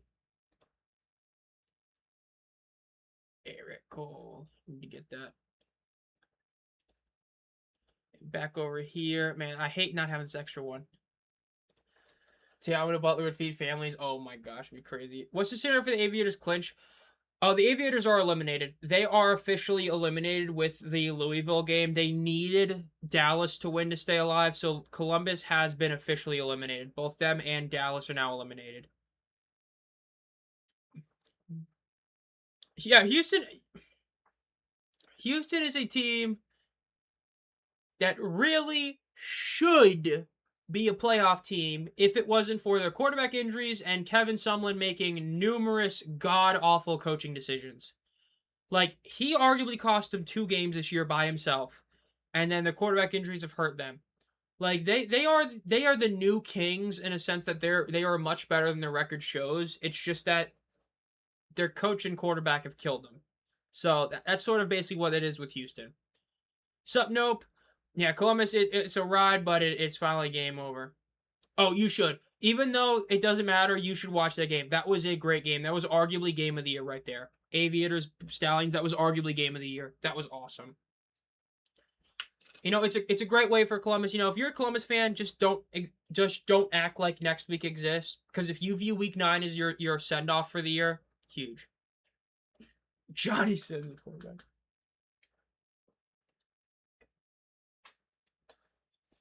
Dude, Johnny Sins, you mean that guy that was on the Vikings billboard? Because he was a veteran of the U.S.? If you know, you know. That was classic. Oh, it was a great moment. That was great, dude. The Vikings guy putting him on there for Military Appreciation Weekend or whatever. Oh, my God. That was great. Yes, the Kings are winning in next week. If the Kings win next week, they do clinch a playoff spot. If they win or Birmingham loses, they clinch. They can also clinch with Birmingham loses. Because they beat Houston, it also means that Houston can't beat them. So they literally are just Birmingham loses or, the other one. So they got 2 ways to make it. Yeah, Talia was just not too great. I picked the Aviators sports season. No team after DUI free agent. Oh, it was something else. And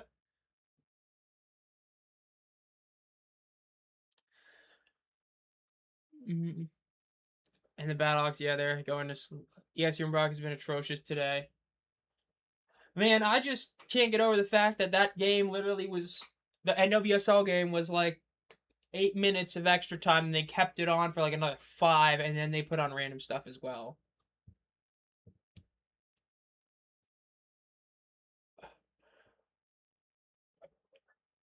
Wow, really, Lonnie Phelps? We have playoff implications in week 9 of a 10-week league? Damn, bro, that's almost like Booger McFarland saying the team that scores more points wins the game. No shit, bro. That's great. I'm gonna be honest, I would say no. Now, when the expansion comes, like I said, I want it to be 2 conferences. I would like to see the UFL do like the basketball method of 2 conferences, but there be no real divisions. I think that would be really cool. But while you're at 8 teams, I think stick with this one league thing where it's just, one league and it's just fighting because then it makes it so much more interesting. But when they expand, I would like to see 2 conferences. I don't care if it's like a North and a South, an East or a West, or you pull some, NFC, AFC, BS like the NFL has because, back in the day. I think 2 conferences would be really cool because then when you hit your goal of 16 teams in the deep future, you have 8 and 8. I think that would be cool. But I don't want divisions. I would want conferences. And I wouldn't start that until you have at least 10 teams because then you have 2 5-1s. It's gonna be 2028 is when the expansion happens. And I was talking to some other people. Honestly, I think the goal is to go to 4-4-4. Hear me out, right? Right now, the UFL is 3 expansion teams, 2 USFL teams, and 3 XFL teams. If the rumors are fully true and Michigan gets, or not even the rumors, if what Rapoli said is true and Michigan comes back in 28, and you bring the Oklahoma Outlaws back, that puts you at 4 USFL teams. Then, if in 2030 you do one more expansion city and you bring back the Dragons, that puts you at an even 4-4-4. I'm just saying, I wouldn't be shocked if that is sort of the goal right now, is to make 4-4-4. Just saying. Maybe. I don't like the teams playing back-to-backs. Like, immediate back-to-backs, I'm not a huge fan of.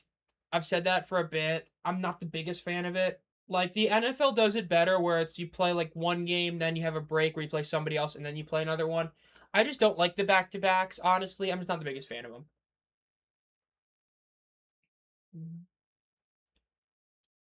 This schedule, yeah, it's definitely pretty weak. Yeah, the back to backs. I'm not the biggest fan of the back to backs. I'm just definitely not.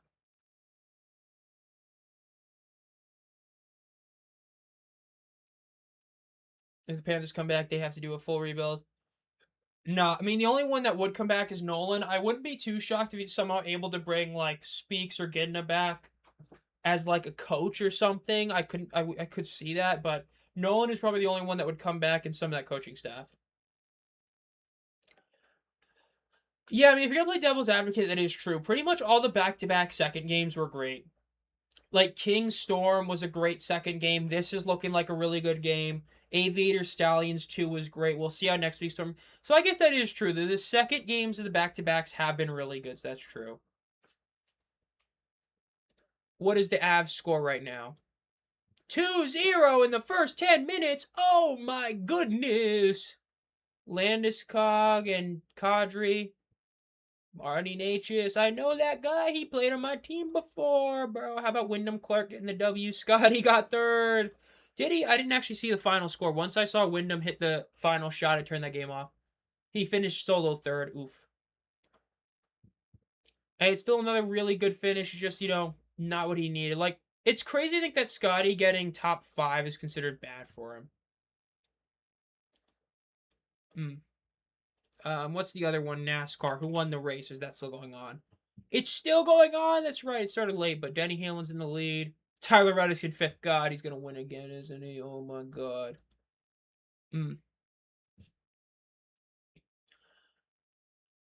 UFL Championship. I said earlier, I think it's probably gonna be Orlando versus Louisville. It's hard for me to see Orlando choking because they're probably gonna play DC. But at the same token, it's hard for me to see them not choke because Anthony Beck's their coach. Yeah, Dallas is eliminated. Them and Columbus are. I don't think so. Like, unless it's the same thing, because like I know there's rumors they were gonna do some sort of weird draft again, but the whole idea I think is if you've played for 2 years on a team, you might be a free agent, so they might keep that rule. But in terms of like the whole league, I don't think that's gonna happen. But I don't know for sure. What QBs did you want to see back, just for the sake of them being here for all the time? Naturally, Teamu and Perez. I guess Silvers would be hilarious if he somehow sticks around. Because could you imagine him being the longest tenure guy over Perez? That'd be hilarious. But Chandler Rogers would be cool to see come back. Nolan Henderson has sort of become a borderline staple in Houston in a weird way. Morton deserves a real shot as a starter. I would still bring back McClendon. Austin Reed, no. Luke Lennon, yes. Maybe throw Greg Ward out there as a quarterback. Honestly, give him a shot, see how he does. Jack Plummer, I guess. I mean, he's your MVP by far this year. He deserves it. Again, he's the weakest MVP winner in this league's history, even if you include the USFL, but he still deserves it. But DTR, yeah. So, decent amount of them.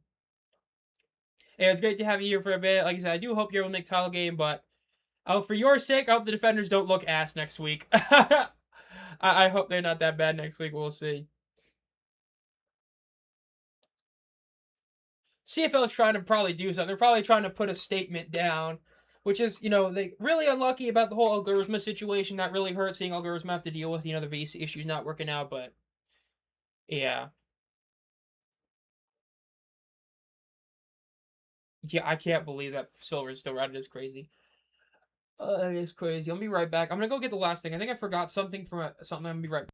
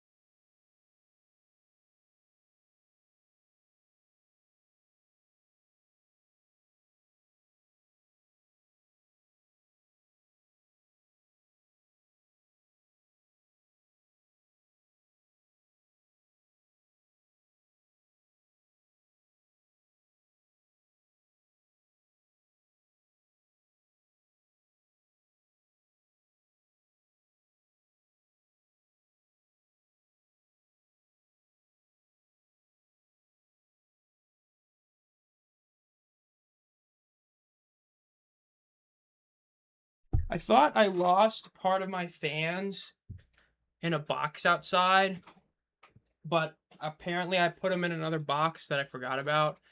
So that's good. I didn't lose them, but I thought I did. So it's all good. It's all good.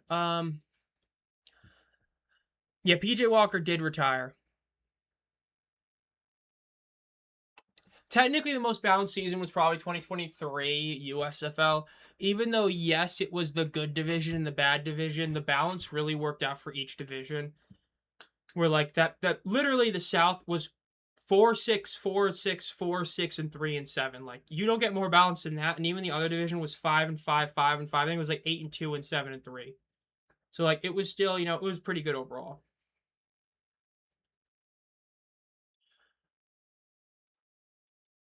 Brings in Tom Brady.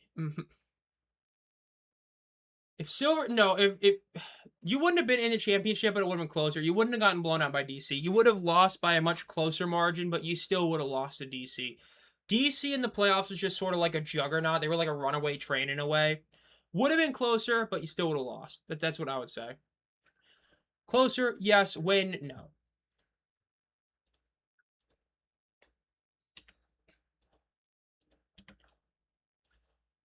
Mm.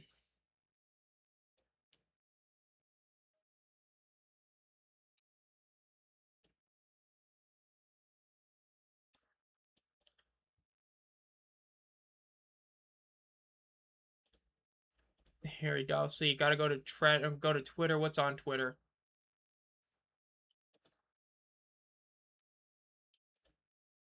What's trending? Samsung is still trending apparently. Why is Okada trending? Did he lose his belt or something? No, he just arrived. Bro, we really just putting anything on trending now, aren't we? Why is which Luka is trending? There's two Lukas. Which one is trending? Oh. First team, Shea, Jokic, Wemby, Luka, and Cade. I don't have a problem with that. I think that's fair. That's fair. Adrian Peterson is in the Gamblers game. What the hell? Okay. What's a polar bear doing in Austin, Texas? Or Dallas, Texas, whatever the meme is.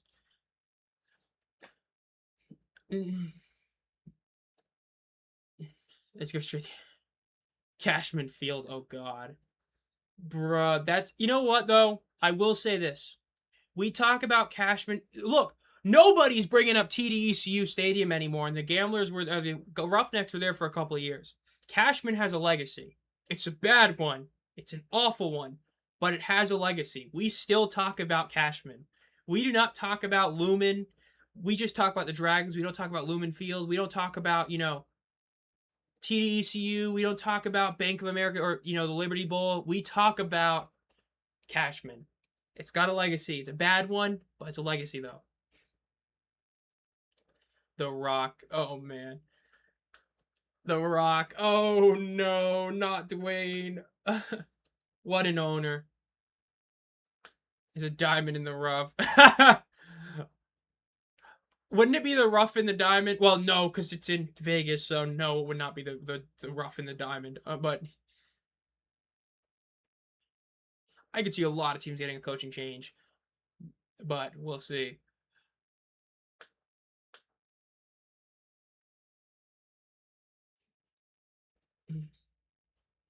The Guardians. Oh, no. The Guardians. The Vipers, yeah. Jalen McClendon on the Vipers hit different, man.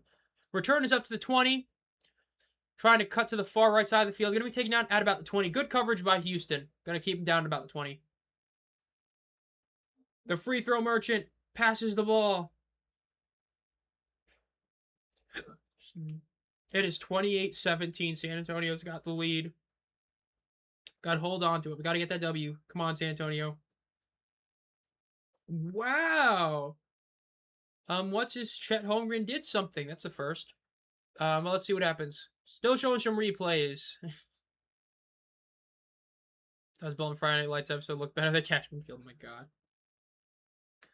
They throw a quick little pass to Akeem Butler. He's going to get about 7 yards on the play right there.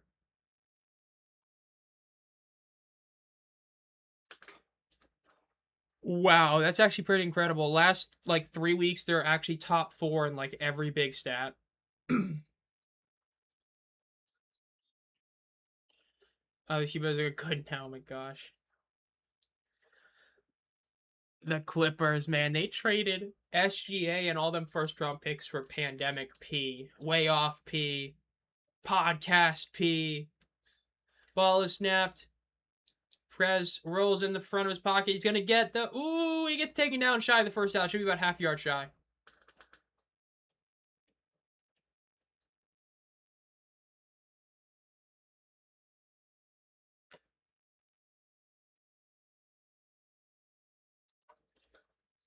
Yeah, Loki, I could see if the league shows any sign of growth in the next year or two, I could see Rapoli buy a super small stadium and try to renovate it, or just straight up buy one and try to do it. I could see that happen, honestly, because it saves you money in the long run. If you're able to actually keep the stadium, that can save you money in the long run. 3rd and 1 for the St. Louis Battlehawks. They're gonna call a timeout here. Man, I hate that. I get it. You're only like half a yard away, but you're really not like that close to going for it range. Like, you know what I mean? Like, you're not near the 50. I'm not a fan of that timeout. But it's not the worst timeout in the world, but it's a weaker one.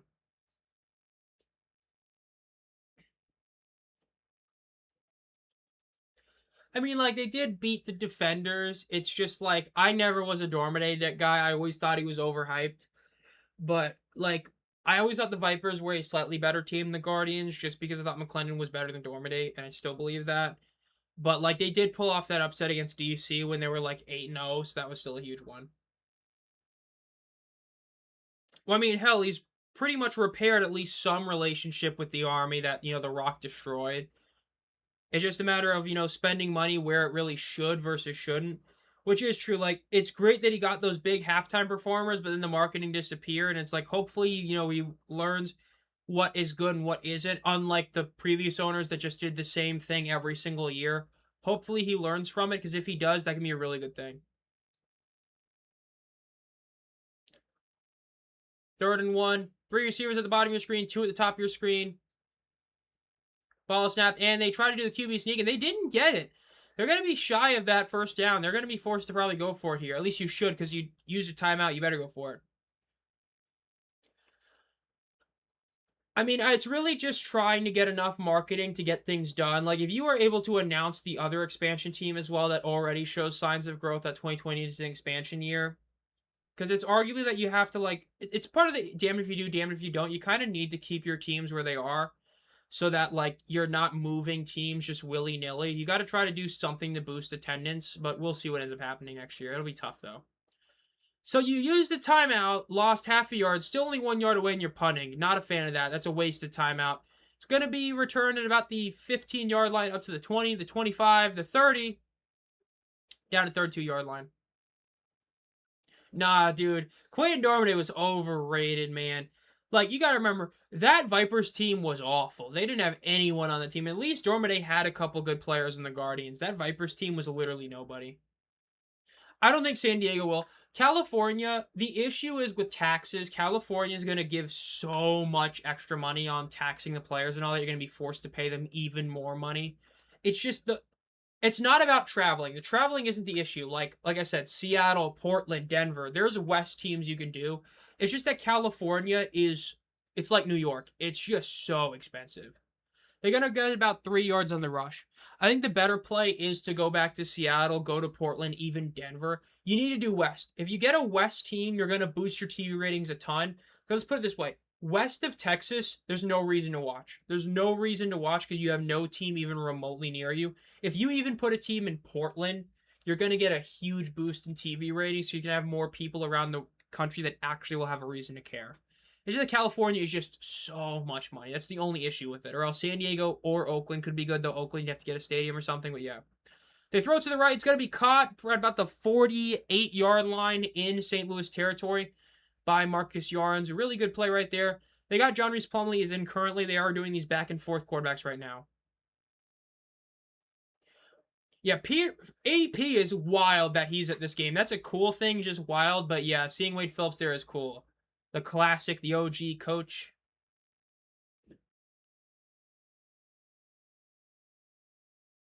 Ball is snapped, handed off, cuts inside, and they get 2 yards. As long as they don't go to LA. Dude, if the UFL goes to LA, I borderline want them to fail. Because LA is like the dumbest place to go. You are going to get 4,000. You're going to make Houston look like a packed house if you go to LA. Nobody's going to go. If you go to California, Oakland, granted, I understand stadium issues, or San Diego, that's where you got to go. But yeah, I don't think that if you do go there, that's not until 16. Like I said, Denver Gold will be a solid option. Portland, Seattle, but we'll see. I mean, Phoenix did solid. Like they got an okay crowd. Again, issues with who owns the naming rights, but it'd be cool to see the Hot Shots return. But won't. Deep pass to the right. It's gonna be caught at the 10. The 5 out of bounds. I believe it's John J. Kirkland with a big catch. John Reese Plumlee with a beautiful pass that's deep. Nope, that was Cropper. Huge play. They're gonna be at about the 4-yard line. Yeah, it's literally the 4-yard line. Crazy one right there. Oh, man, look at that play. Deep throw to the right. Almost a perfect throw. Literally a perfect throw. He did not have to slow down whatsoever. That's a perfect throw. And they're going to hand it off, and it's a touchdown. Houston gets the lead back. It is 15-10. They're probably going to go for 2 here. At least that's what I think you should do. I understand Ahmed's been questionable. I would probably go for 2 here to try and make it a 7-point game. We'll see. Does Sacramento have a stadium? I haven't looked at Sacramento in a minute. I know Oakland technically doesn't because the Coliseum has issues. And I know San Diego does with Snapdragon, but I don't know about Sacramento. I do think you're right. I think they do have one. I just don't know for sure. 3-0 Colorado. Oh, no. Sacramento Stadium. I said stadium, not arena. Ball is snapped. They're going to go for 2. And it's a fumbled snap. Oh, he falls down. It's going to be just a fumble, so not bad. Yeah, there's Sutter Health Park, it looks like. Which is, that's where the Athletics play. Oh, man. I guess that's technically where you could play. You could go there. That would be really awkward to look on TV. But, hey, the UFL did play there. The Sacramento Mountain Lions played there, and the PCL. So, I guess you could go there. That's probably where you go. What was Republic FC Stadium? Is this a... Ooh, that's a planned stadium. Okay, that's what it is. So you have where the Athletics play right now, or you have the one that is being planned. So you do have 2 options. Okay. And that's for a USL team. So that's what you want, right? That's the same deal with the the Panthers. So that could work. Okay. So that could work. You could do that. Here are the gamblers. We could. We don't need 2 Texas teams. Yeah, I agree. I don't think we really need it, but yeah. Surge Spark, mind you, Sox Stadium being built. Yeah, literally as I just come back here, see that. So yeah. Remember MLS new soccer stadium being built and all the rail yards. I mean, worst case scenario, if you have that MLS stadium, I mean that UCL team being done, again, you have the same thing with, that we're seeing being done in Michigan. So you could definitely do it for sure. To John Tapper. Had pretty decent fan base. Yeah, they were solid. Sup, Clyde? They had a really solid fan base, the Brahmas. That team sucked and people still showed up.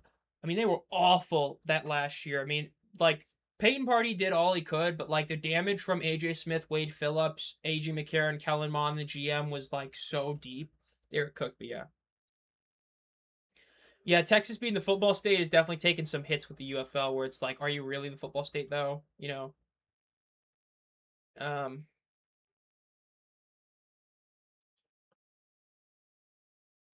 Oh, man, they almost scored a touchdown. I forgot about the Jim Kelly bobblehead. Oh, man, that's a cool bobblehead. That'd be a cool one to get.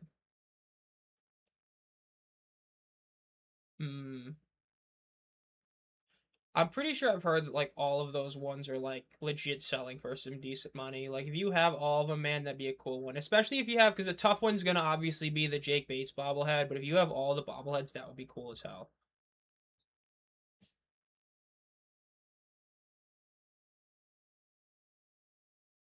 That would be cool, man.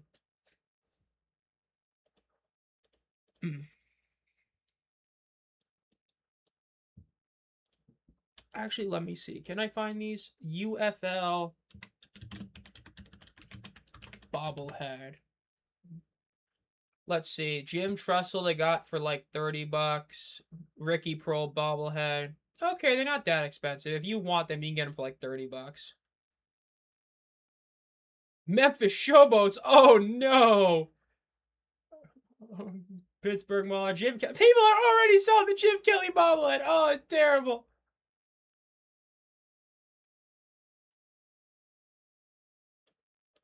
Sold. I'm sorry. I did not just see those back to back. Who the hell wants either a Trumpinator bobblehead or a Ruth Bader Ginsburg bobblehead? Respectfully, zero people want those. I'm just saying. Um, Trumpinator is crazy. And it's gonna be out of bounds about the 30-yard line on the return.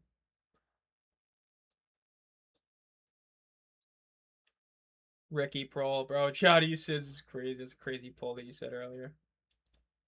Jim Trust, that's still such a wild one. Like, I get it, but that was still such a weird one. Chase Garbers. Ooh. Birmingham, Adrian McCarron. That's a good one. Spurs own a Toyota.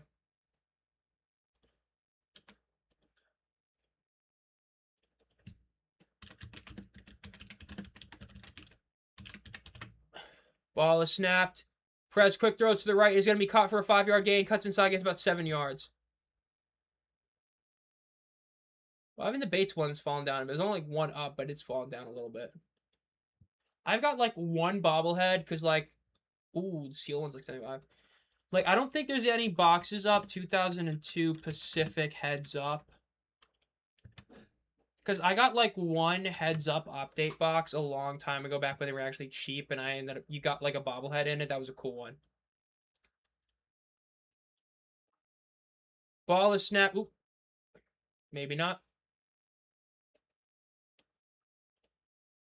What's the hockey one? Still a cool set.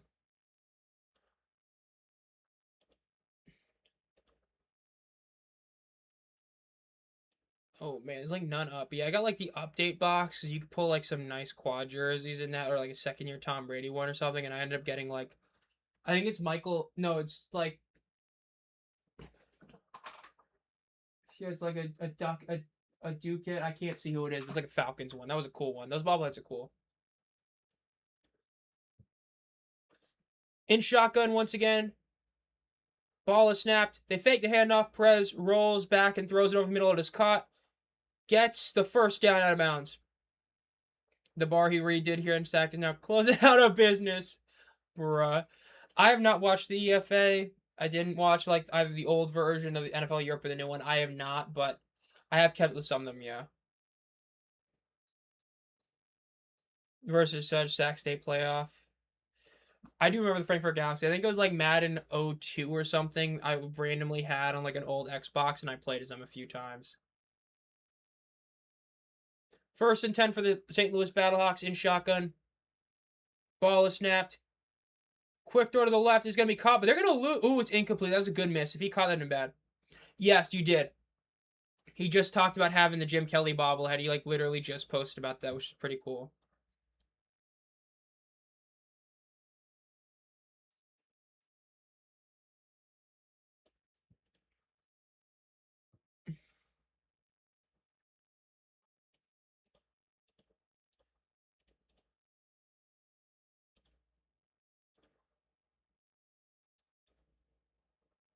Hmm.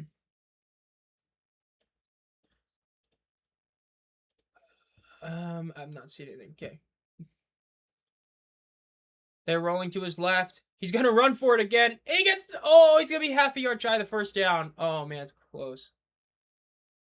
Oh man.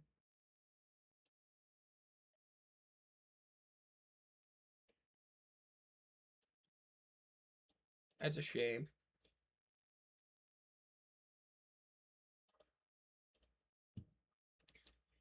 Yeah, Houston's back on top now. Paris beat the Frankfurt Galaxy. It's a real close game. Isn't that the one, like, I'm pretty sure that's the one where, like, what's his face is on. I think Reed Senna is in that league, and he was, like, really good last year. 3rd and 2. They hand it off, and they're gonna get the first down. At least they should. They should give them the first down there. That was close, but they should give it to him. We will see if they give it to him now.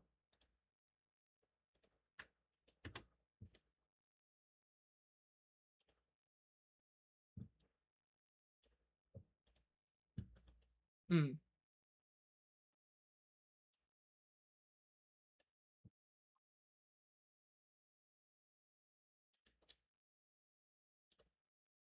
Dive. True, should have dove, but 1st and 10. Ball is snapped. They hand it off, cuts to the right. Only in about a yard and a half there. 2nd down now for the Battlehawks. 7 minutes left in the 3rd quarter.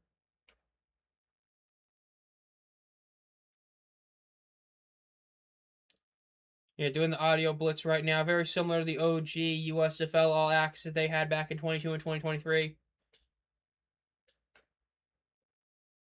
2nd and 9. In shotgun. 5 wide. They got 3 receivers at the bottom. 2 up top. Perez looks. Deep throw to the right. Incomplete.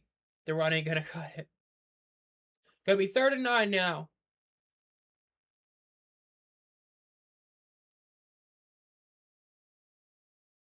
6.5 minutes left. A couple guys getting slow to get up right now, though. Yeah, that was a deep throw right there. Panasiuk is going to be taken off the field for this play, at least, it looks like, unless they call timeout. So, Houston should think about blitzing. You're losing a really good center in Panasiuk. I would think about blitzing here. That's probably what you should do if you're Houston right now, is blitz.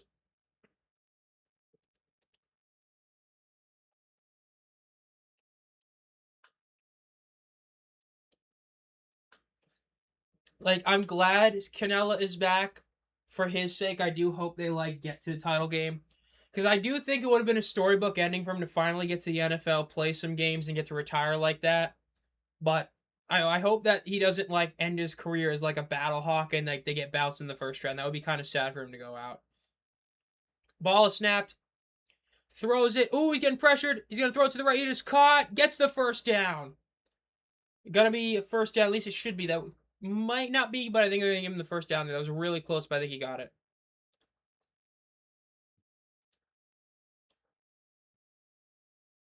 Hmm.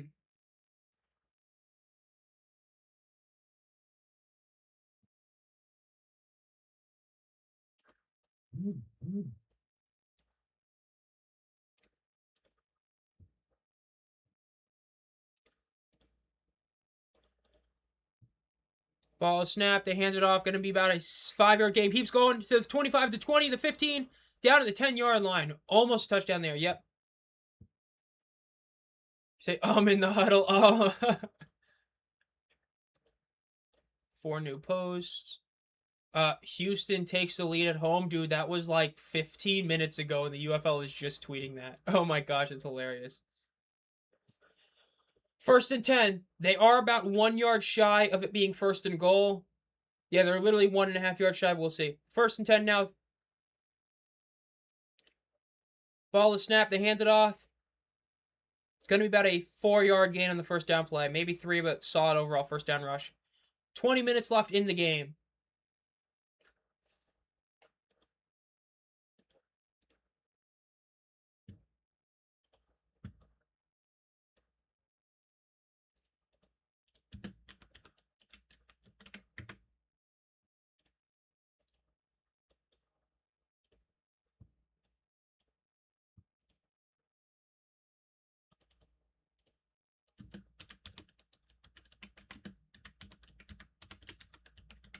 Ball is snapped.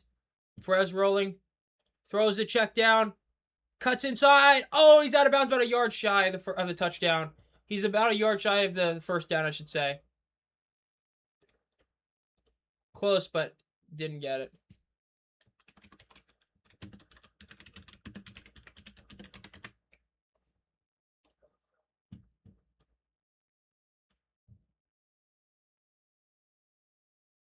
Hmm.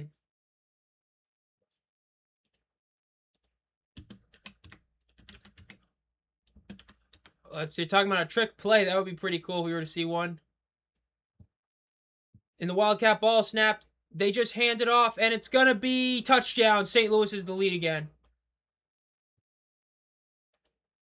St. Louis has the lead again.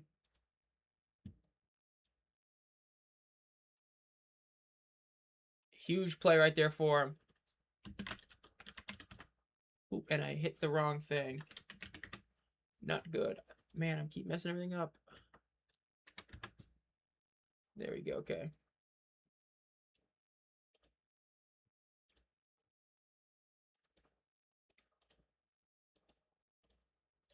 Yeah, huge touchdown. What's the rest called? Let me give these calls. What's trending? Almost X'd out the wrong thing.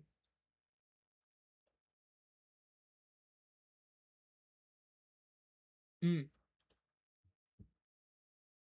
Oh, it's just the gamblers. Good old refs. 2-point attempt. They are going to go for this, try to make this a field goal lead. Let's see if they can get this. Ball is snapped. They hand it off, and it is good. So it is a 3-point lead for St. Louis with a little under 19 minutes left in the entire game. Yeah, it is looking really solid overall, though, for St. Louis right now. It's definitely looking good for them.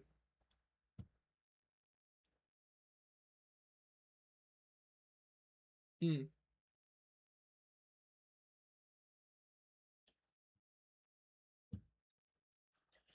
Hmm.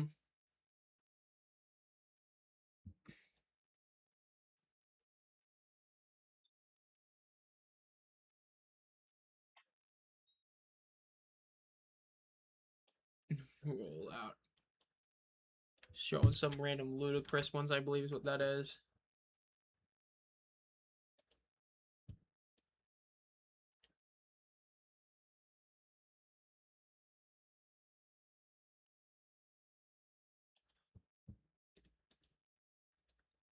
Time to fire people again. This was their first 2-point try of the season. Is crazy. Went to 3 San Francisco in the OG XFL. Houston ain't got the cast to play a long time. Yeah, at least I thought this was going to be like a super close 1-point game.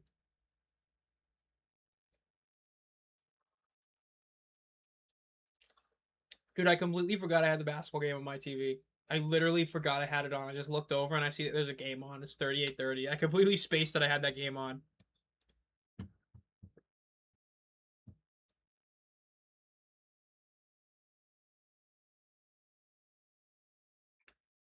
Mm.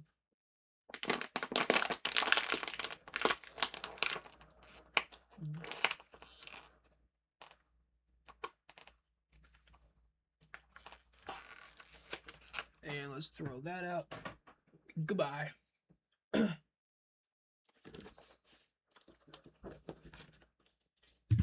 take that.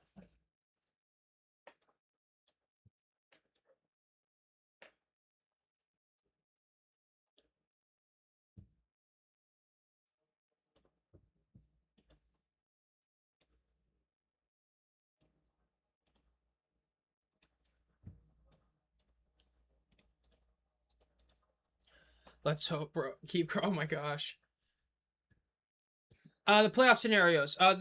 For this specific game, if St. Louis wins, they clinch a playoff spot, and Houston is eliminated. If Houston wins this game, it means that St. Louis is winning in next week, and Houston needs a win and a St. Louis loss. As for Louisville and Birmingham, Louisville is win and in. Birmingham is that they need Houston to lose, or they need a Birmingham win and a Louisville loss to get into the playoffs. And as for the number 1 seed, if St. Louis loses today, Orlando clinches it. If St. Louis wins today, it's going to be if Orlando wins next week, or if they lose and St. Louis wins, then St. Louis gets the 1 seed. Those are pretty much all the playoff scenarios. I don't believe there's a world where Houston and Birmingham or Louisville gets in. Like, I think it's either St. Louis or Houston gets in, and it's either Louisville or Birmingham gets in. There might be some other weird scenario, but I believe it's something like that is how it works out. Victor shooting the free throw. He makes it. Woo! They better hold on to this lead. They better win this game. Ain't nobody want to see the OKC Thunder repeat like this.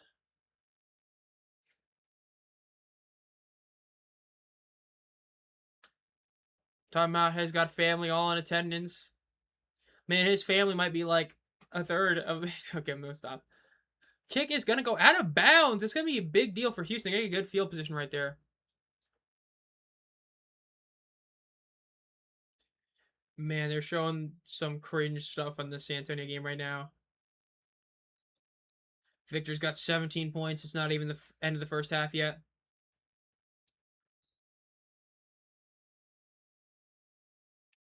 And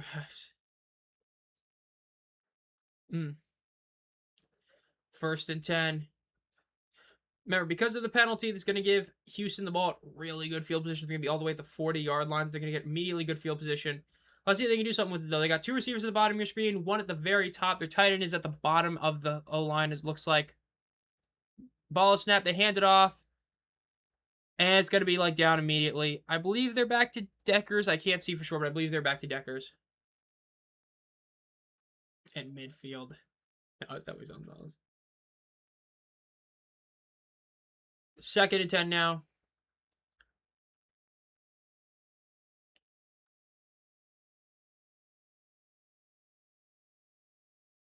Three minutes, 22 seconds left. And shotgun. Three receivers at the bottom of your screen. Ball snap. They hand it off. Cuts inside. Goes outside now. It's going to be, going to get about 4 yards. That would have been a decent first down rush. Now it's going to be 3rd and 6. They might be planning on going for this. That might be why you run it there. I don't know why you run it there unless you're planning to go for it in 4th down.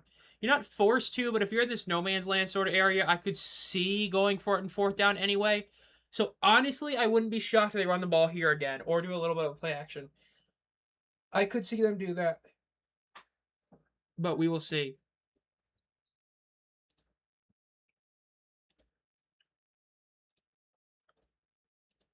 Ball snapped. Rolling to his right. He's getting pressured. And he takes the sack. They're going to be forced to punt this. Sack he could not take right there. 4th down. Now they're going to be forced to punt. QB slot. Not. Yeah, one of these teams making the playoffs. Like I said, I'm pretty sure it's one of these two and one of Louisville and Stallions. I believe that's how it works. Which, man, it's crazy that that's how it is. But yeah, something like this.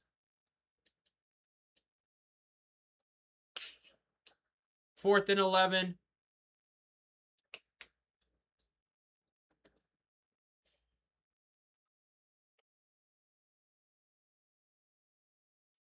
Man, that might not be a good thing. He's quarterback coaching at Buffalo. Oh, no. Boulder. We're about to see what St. Louis does on this subsequent drive.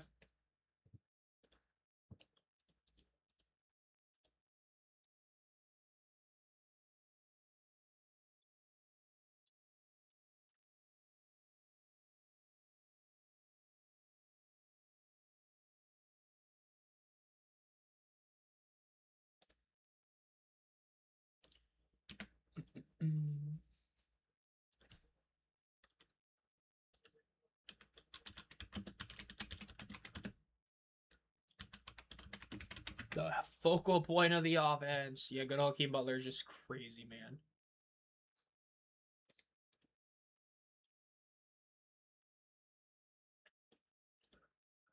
Throws it over the middle. It's going to be... Ooh, incomplete. He dropped it. That's a bad drop right there.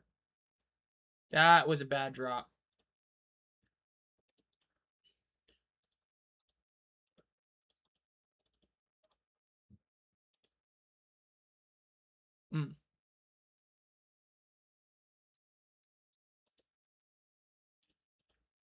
A yo-yo. It's crazy pull.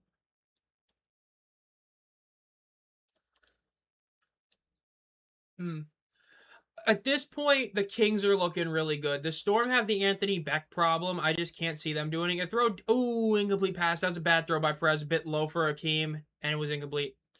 So I think that looks like Louisville might pull it off. Like, we're talking about getting hot, right? We've talked about that with, like, other sports. The Kings are getting hot at the right time, right? They are winning, playing really good football the last few weeks. If they can keep this up, there's a very good shot they could just roll this right into the playoffs. Them also being in what is essentially a potential playoff game next week by needing to win that game to make it to the playoffs, depending on the Birmingham game. I think they're looking really good right now. Ball is snapped.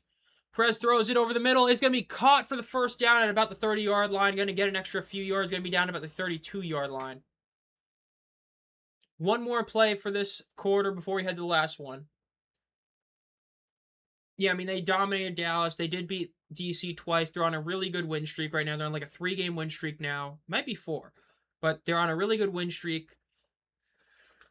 They're looking good. That offense is looking scary. It's looking actually good, right? They did that whole midseason overhaul where they, overhauled the O-line, overhauled their running back room, and it's looked really good. Dallas. Yikes. Yeah, it is true. Dallas has been yikes. They've been yikes team. They hand it off. Gonna get about 4 yards in the kick. Ooh, not 6 yards.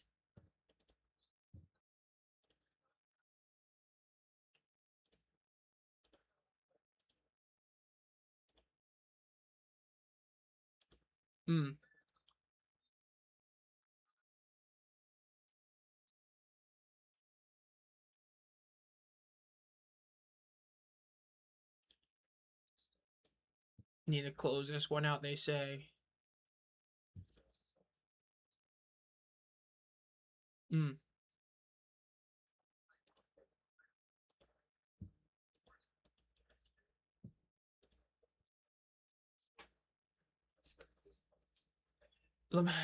Oh my god. Let's see what's trending now on, or not trending. No, I don't want to post a GIF. 20 Keem. Left origin Peliwell. That's crazy.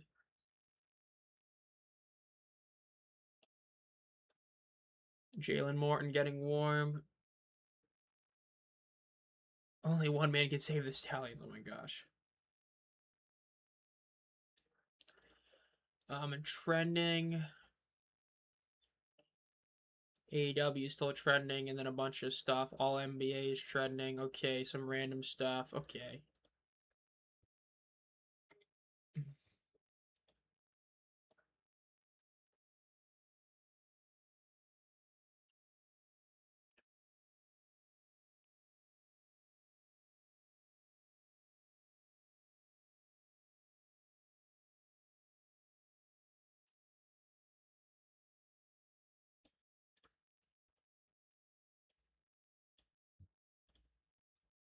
Two new posts. Okay. That's all I teamed. Oh my gosh.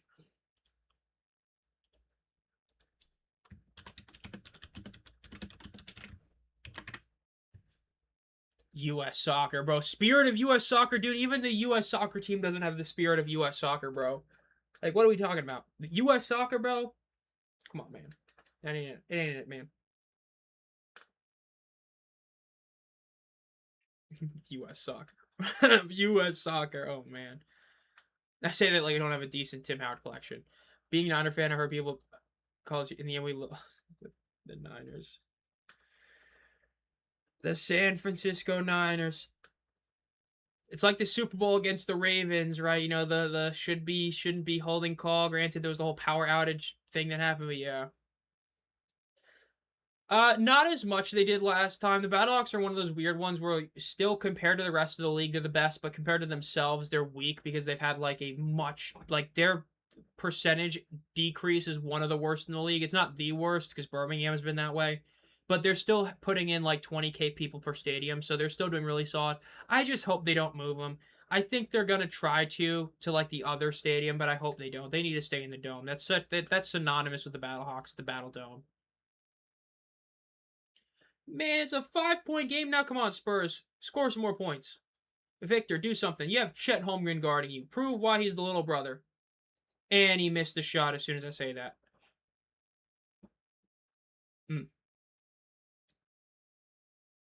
Yes, 50 Cent, the United Bowl. Super Bowl halftime performer. Ooh. And oh, look at the updated graphic. There's no more Aviators and Renegades on that graphic. Oh, it's so sad, bro. Those two teams got eliminated. Oh no. So sad.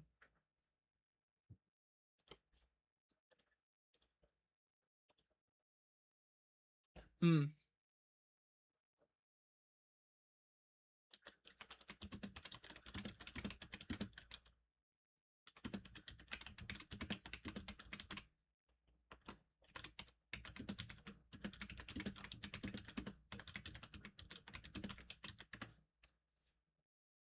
And it's going to be, let's see what happens. That was a first down catch to enjoy.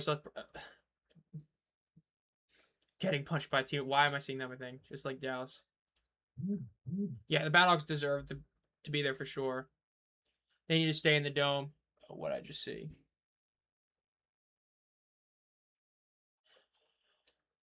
There's always next year. Oh, that was an interception. Oh, it was, man. That's crazy. But interception by Perez. That's his second one of the day. I believe it's the second of the day. First? Wait, really? Sure, I guess. I thought it was the second, but I guess I'm going schizo, bro. But intercepted. Houston gets the ball back. It is a second. They just didn't update it. Okay. Wow, that is a stat line I did not expect to see this right here. Don't be pissed, Ashby. Yeah, they need to keep it there. They do not need to go to that soccer one. Let's see what Houston does here. Oh, they did take that one. Okay. First and ball snap. They hand it off. That's why I'm okay. They rush to the left, and they're gonna get like a yard on the carry. 18-15. We're getting the final quarter of the game. Again, Houston needs this win to stay alive. If they do not get it, they're eliminated. Dude, traveling doesn't exist in the NBA. That brother literally caught the ball, jumped, went down, jumped again. They were like, call me an old head, but I do not agree that you can basketball move your way to 6 steps to the basket. That is not a basketball move, bro. It's supposed to be if you lift both feet off the ground, that's it. Ball is snapped, throws it. It is caught, and it's gonna be about a half yard shy of the first down marker.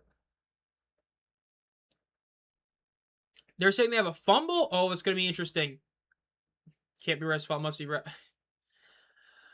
I thought that was down, but I got to see the replay for that. Let's see. They're still debating on this. They're saying that he was down. Yeah, they're saying he was down prior to losing possession. He's gonna be half a yard shy though.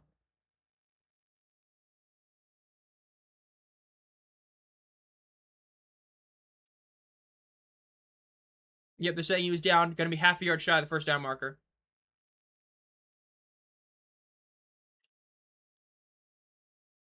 Oh, that's a fumble. Nope, that's a fumble. That's gonna be overturned. That's gonna be a fumble for St. Louis. Another turnover. Oh, I didn't even see that. He'd hit that? Oh, that's why they have the lead. That's crazy. Dude, Wemby is doing, man. They need this win. They need to get this win. You know why? Because then it helps the Knicks out. If this series goes to 7, helps the Knicks out, baby. Yeah, it's going to be a fumble right there. It's going to be recovered by St. Louis.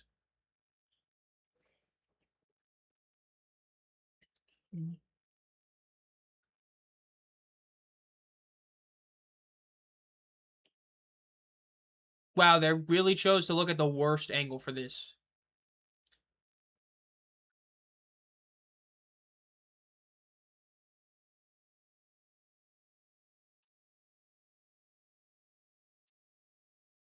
Is this going to be it? Because I will say, man, the one thing about yesterday's game that sucked, the Aviators game, was holy crap. Mike P would explain the same damn play 4 times before just calling it like it was. And I'm just sitting there like, dude, you just said 4 times. It doesn't look like a penalty, or it looks like a penalty, and he didn't do it. Like, crazy. New York team win championship 20. That is crazy. That is crazy that it will be the first since that. Like, New York has been struggling the past decade.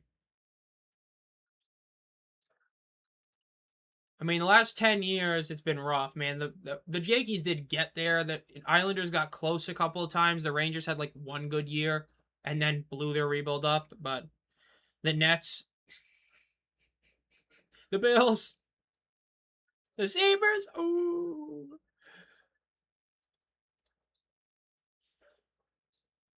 Let's see what St. Louis does here with 14 minutes left.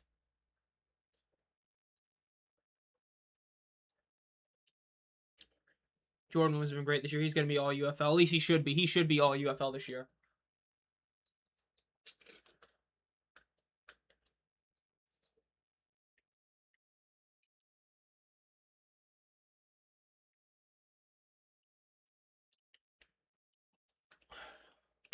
$14 left in the game. In shotgun. 3 receivers on the bottom of your screen, 1 at the top of your screen. Running back 2, Perez is right. They hand it off, cuts to the left, cuts inside. Going to be about a 2-yard gain.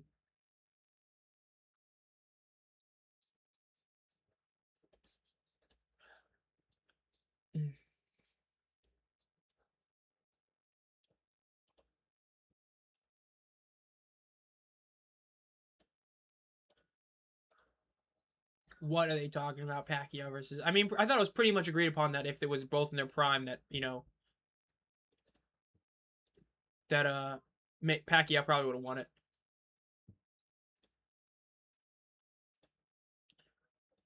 Ball is snapped, and it's going to be about a 3-yard gain for the Battlehawks. 9 new posts.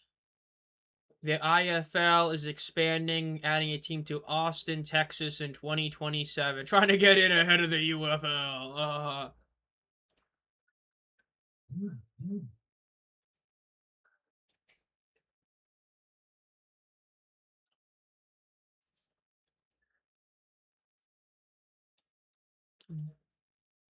Throwing short on come up, Perez. 3rd and 2. Ball is snapped. Throws it left. It is tipped immediately. That is incomplete. They're going to be forced to go for this or kick a field goal with that kicker. Are you serious, Adam? They haven't scored a touchdown in the 4th quarter this year?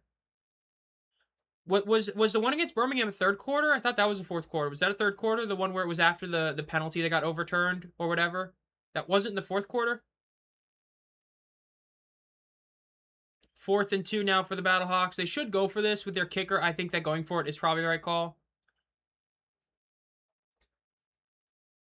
And they are. I like this. This is the right call. With how Remise has been, this is the right call. Gets pressured. Throws it, and it is incomplete.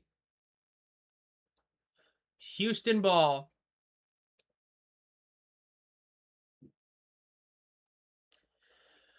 $12 minutes left. Houston still got a shot. What did I predict this score was gonna be? I do not remember. Let's go to my thingy. Scroll down to game 4. Crazy thing, it's the final game of the weekend.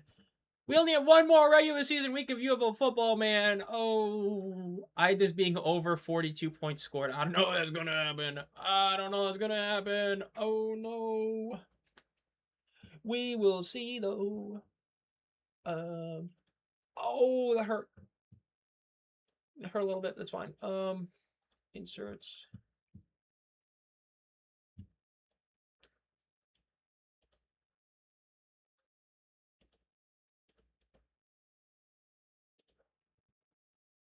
Okay, let's see. So only the quads. Tim Couch. Oh man, I'm just looking at something, man. A Tim Couch. Oh no. Lopez. Okay.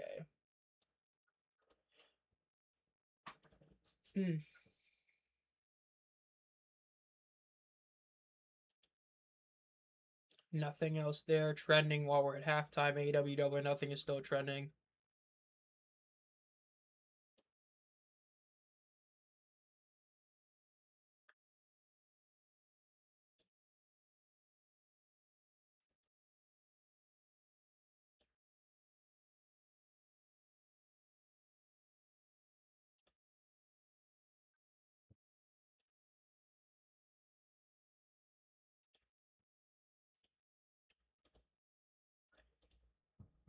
Houston needs to just finish the start with just fine. For a 4-point field goal, it has to be 60. Yeah, what T-Dog's saying. It's a 60-yard field goal is a 4-point kick. Yeah, the Spring King, it does not look good for Teamu or Perez. Teamu had a couple of good weeks and the injury hurt, and then Perez does not look good this year either, so it's definitely looking pretty bad for the 2 main spring guys, that's for sure, which, you know, it sucks to say that, but it is true. It's looking a bit rough for him. We'll see how Houston does this, though. You got 12 minutes. I mean, it would be typical Houston to score, get the lead in the bowl of the game anyway. That would be very, very, like, that would be such a Houston thing to do, which is what they've done, like, a lot this year, but we'll see if they do that.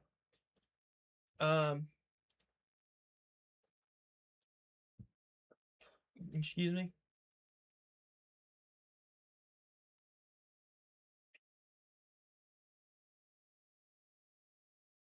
David Carr, oh my god.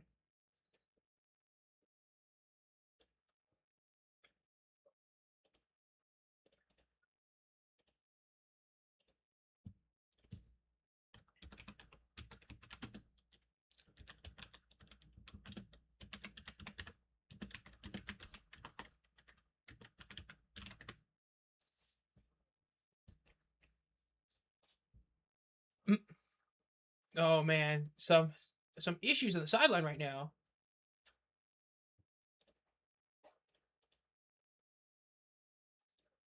The Houston scrambler yet. Has anyone hit the? And yes, we've had 2 kickers that have done it. Tanner Brown and Matt McCrane. Matt McCrane actually did it twice. They throw to the right. It is going to be, ooh, may have been hit while he threw it. That was an incomplete pass. Bad throw right there. Yeah, Plumlee has come in. In fact, he is in right now. He's been the quarterback for the past few drives. Week 1. And I think Birmingham they might have. I think Birmingham they may have hit that as well. I don't remember that for sure, but I think they may have been. Excuse me, my audio bitrate is not 0. Okay, YouTube. Let's chill there.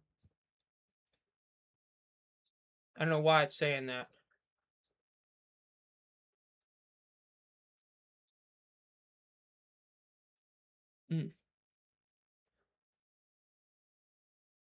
The walk-off field goal. Yeah, I think that was. I think there's a new scrambling head to Lee. Oh no. 3rd and 10. They need this first down if you're Houston. If St. Louis is able to stop this, that's going to be a huge boost for their chance to win this game. Oh, he evades the sack. He's going to run for it. First down, Houston. Right as you were talking about Plumlee's scrambling ability, Indy gets a really nice rush for a first down. I mean, hey, Kevin Sumlin said that was his QB1 on his board, but because he had a futures deal, he couldn't come to the league. And that was a good play right there. He was able to evade the sack, and he got the first down. Dove for it, took a hard hit to get it, but he got it. The gamble you take against this gambler's offense? Bro hit a bar right there. 1st and 10, 3 receivers at the bottom of your screen. Ball is snapped. They hand it off, and they're actually going to lose about 4 yards. Really bad first down play, especially because now that they're going to be forced to go for it on 4th down. Can't take losing yards in their first down play like that. Going to be about 10 minutes left when they do this 2nd down play.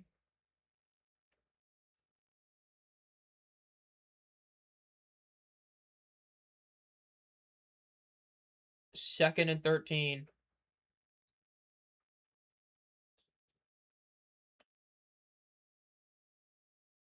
In shotgun, 2 receivers in the bottom of your screen. Ball snapped. Throws it over the middle. Oh, he dropped it. That was a good move. He dropped it. And he dropped that. That's a bad one to drop right there.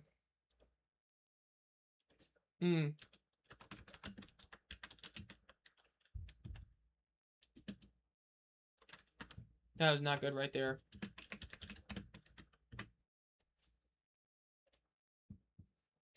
Third downs, 3 of 8. It's not good right there. But hey, 3rd and 13. They got to get another one here. They got to go for it on 4th down. So they might do a little check down. Honestly, a rush play might not be the worst play in the world. Do a run, try to get some yards back. Nope, they're going to go for it. Oh, he just took a 10-yard sack. Oh, that's terrible. They're going to call it like a 16-yard sack, and they're going to be forced to go for it. Remember, in the UFL, if you get past the 50-yard line and it is not within 2 minutes, you are forced to go for it. So they're going to be forced to go for this. This is going to be like 4th and 29 that they're going to be forced to go for here. So we'll see what they do here. They might do one of those like mini punts where they throw it over the middle of the field to try and gain about like 10, 15 yards to try and make it like a mini punt. It's going to be 4th and 26 officially. Let's see if they can pull this off. The answer is probably not. Might also be just trying to get a penalty. If you're able to bait out a DPI, you get an automatic first down. And they're going to get a delay of game penalty. That's cinema, bro. They're losing 5 yards in a delay of game. That's terrible.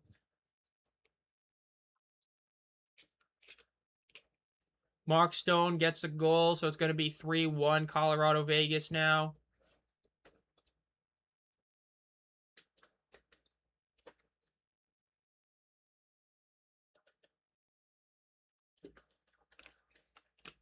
Fourth and 31. And they got to go for it at their own 30 and fourth and 31. They throw it to the right. It's going to be a little dump off, and they're going to just do exactly that. They're going to get about, 15 yards. Going to just be like a mini punt, essentially. So 8 minutes and 40 seconds left in the game. See what ends up happening.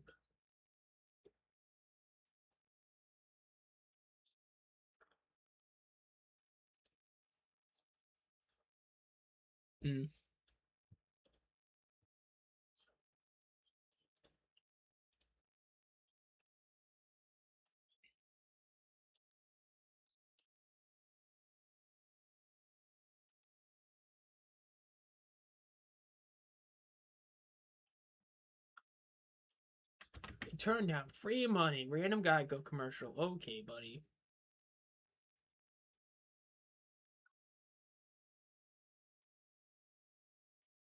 You hear me?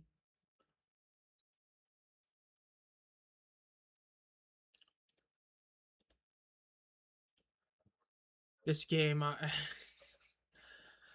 yeah, this quarterback duel is or this quarterback 1v2 is it's a quarterback 1v2, and not in like a one quarterback is thoroughly outplaying the two. It's a game, man. This is, like I was talking about, every other game hit the over. They were high scoring games. This game is we might hit 40. We might hit 40. But we'll see. You got 8 minutes 50 seconds left. St. Louis is going to be forced to go for it on fourth down. Their kicker has been wildly inconsistent tonight. So if you are Houston, the one benefit is knowing that they really aren't going to be able to just kick this ball unless they gain another 15 yards. So you at least have that going for you, but we'll see. Hey, it's always a good time covering this league. Been doing it for a few years. 5th year now doing it if you go back to the USFL. So,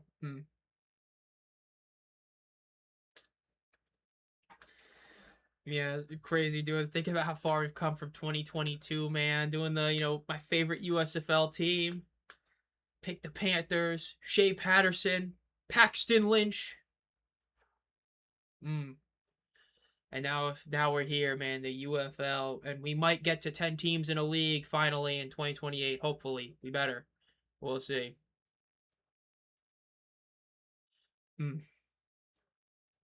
Hey, no problem, Indy. No problem. I mean, hey, it's crazy. We only have 1 more week of regular season football. And we have 3 more weeks, period. That's crazy. I mean, think about it. We are literally down to 7 games now for this season. Just 7.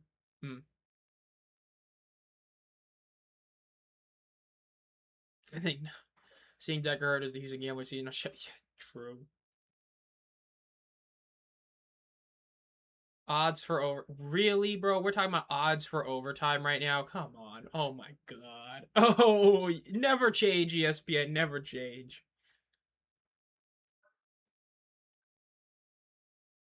Yeah, only 7 games left is crazy, man. But hopefully we end up with a bang. I hope that championship game ends up being good. 1st and 10. Ball is snapped. And it's going to be a heavy yard gain.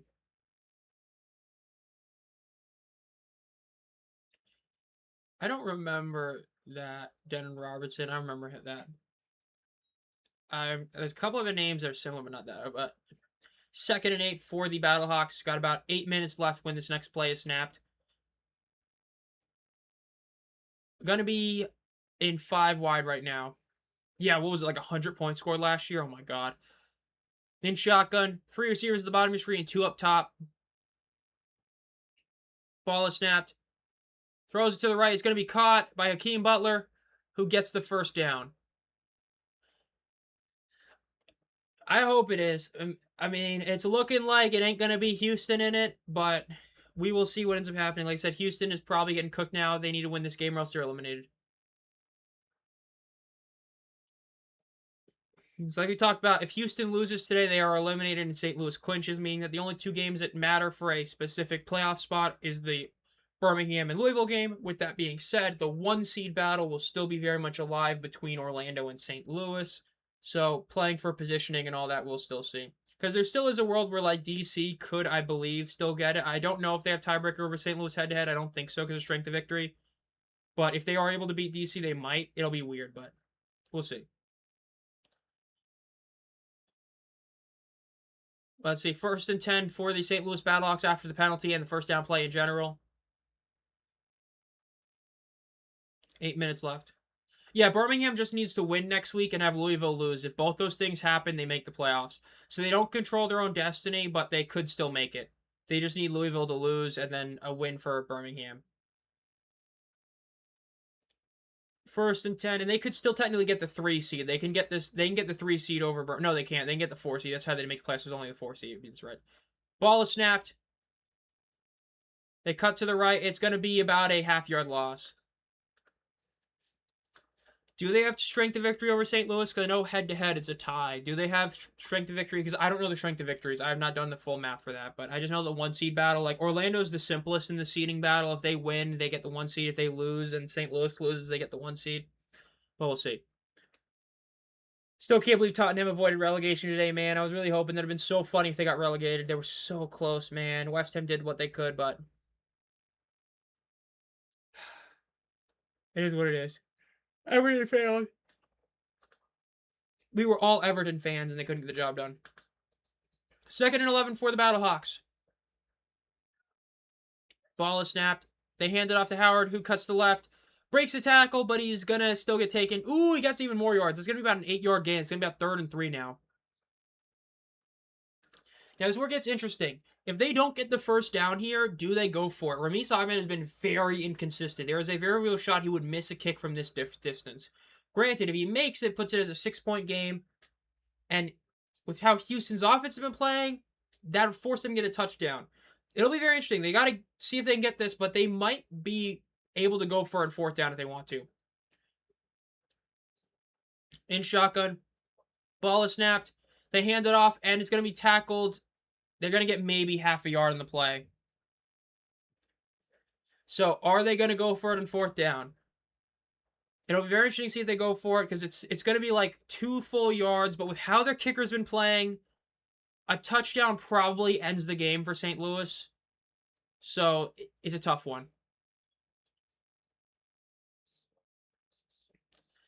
Oh, Shea Patterson's who you're thinking of? Yeah, dude, Shea Patterson for the Panthers, man, he was a disappointment.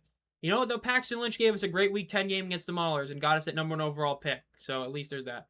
Going for it on 4th and 1. This is a little over 4th and 1, but they're going to call it 4th and 1. Let's see if they can get this. Oop, they're going to have to call timeout here.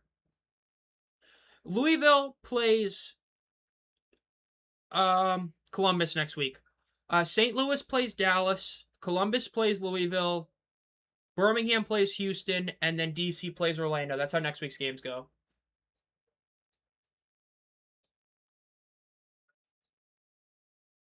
Houston. Houston and Birmingham, what a game.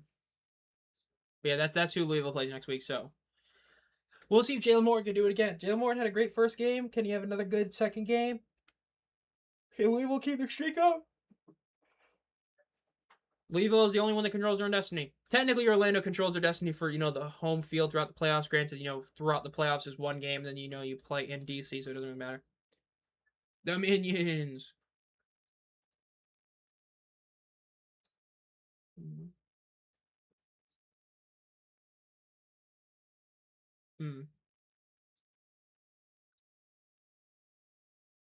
St. Louis had the one timeout. Houston knows all 3. Yeah, but knowing how Houston uses their timeouts, it might not mean anything. But let's see if they get this. They're going to go for it again. Like I said, I am not against this. I think this is the right call, but let's see if they can get this. When they snap this, it's going to be 5.5 minutes left in the game. Like I said, if they get a touchdown, that probably ends the game. Houston, I don't see them scoring twice in the rest of this game. But if they get stopped here, 4th and 1. In shotgun ball snap, they hand it off, and it's going to be a first down for St. Louis. They're going to be able to eat some more clock out. Like I said, touchdown probably ends the game, but we'll see how that ends up happening.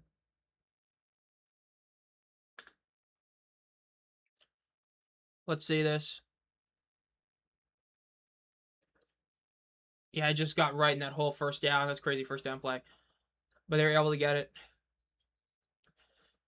So you'll be able to eat up at least another like extra minute of time, minute and a half. But we'll see if they can get it. They got to get a touchdown to really ice this game. A field goal is not going to ice the game, but we'll see.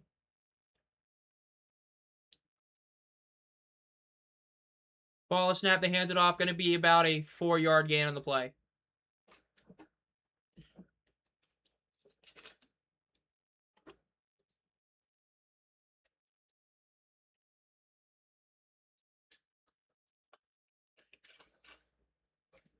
Hey, I mean, if everything goes as planned, the Panthers come back in 2028 when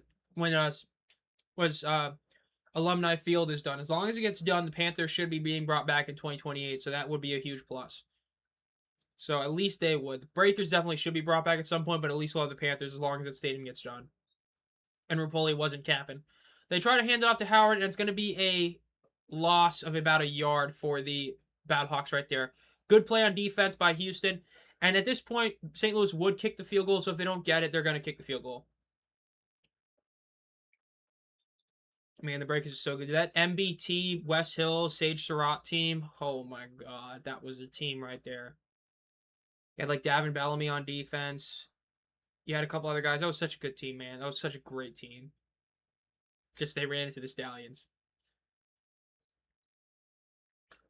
Oh, you don't like the run up the middle attitude, Steven? It's the AJ Smith special. Perez throws to the right. It is going to be out of bounds. Good old AJ Smith, man. His rushing offense is so bad. It's so predictable when he's doing it. Like the red zone, like once he gets to like the true red zone, his handoff is literally just hold it. It's like, oh, bad. It's AJ Smith, man. Yeah, that's out of bounds for sure. He's fully out, but gonna force the field goal. Houston, that's big. Houston's gonna really have one more shot to do this. I don't expect them to get the ball back if they lose this, so this is gonna be their shot to try and tie and win this game.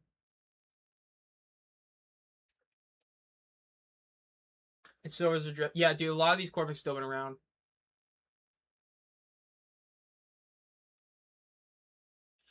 I mean, the announcers are talking about like it's a terrible thing. You ended up you did cut off another like 2 minutes. You're gonna kick this field goal. Like you take that. It's not terrible, right? You're okay with that as a Battlehawks fan. Obviously, you would have rather had the touchdown because that basically ends the game, gives you the W. But like I said, this is overall definitely solid. You're okay with this for sure.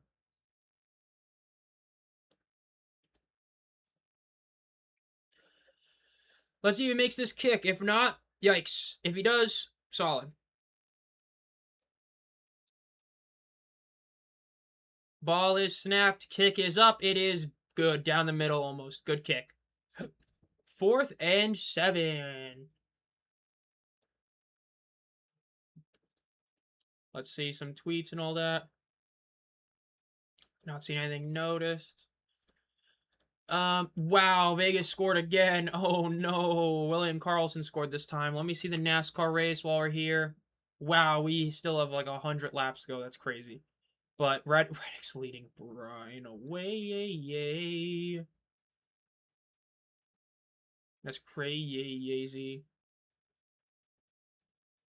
I didn't even change any setting, but apparently my mic is like so much better at capturing like outside audio, which I'll take. I don't know what I changed to do that, but I'll take it as a huge W.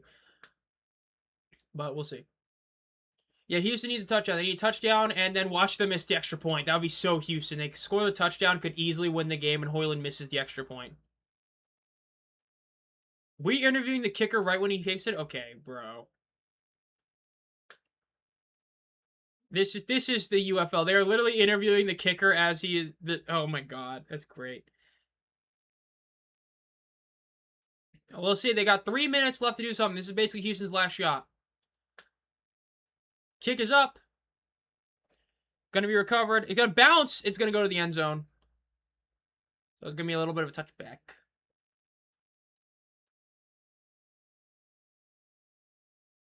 Kevin Sumlin saying it was short of the 20. We will see this.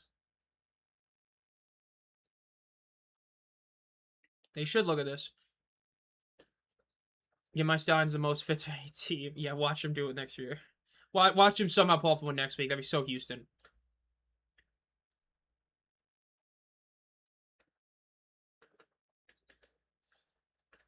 Wow, they're literally saying it hit the 20. I want to see a replay. They haven't shown it.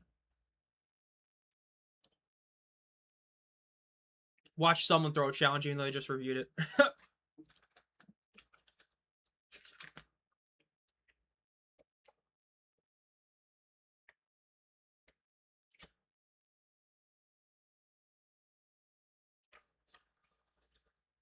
believe it's still going to be Plumlee at quarterback.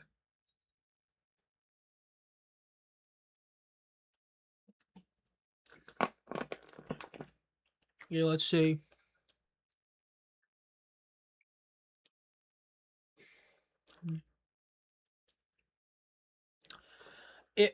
If that's the frame it hit, then that's technically the right call. If it's the frame before, it's arguably the right call, but I wouldn't.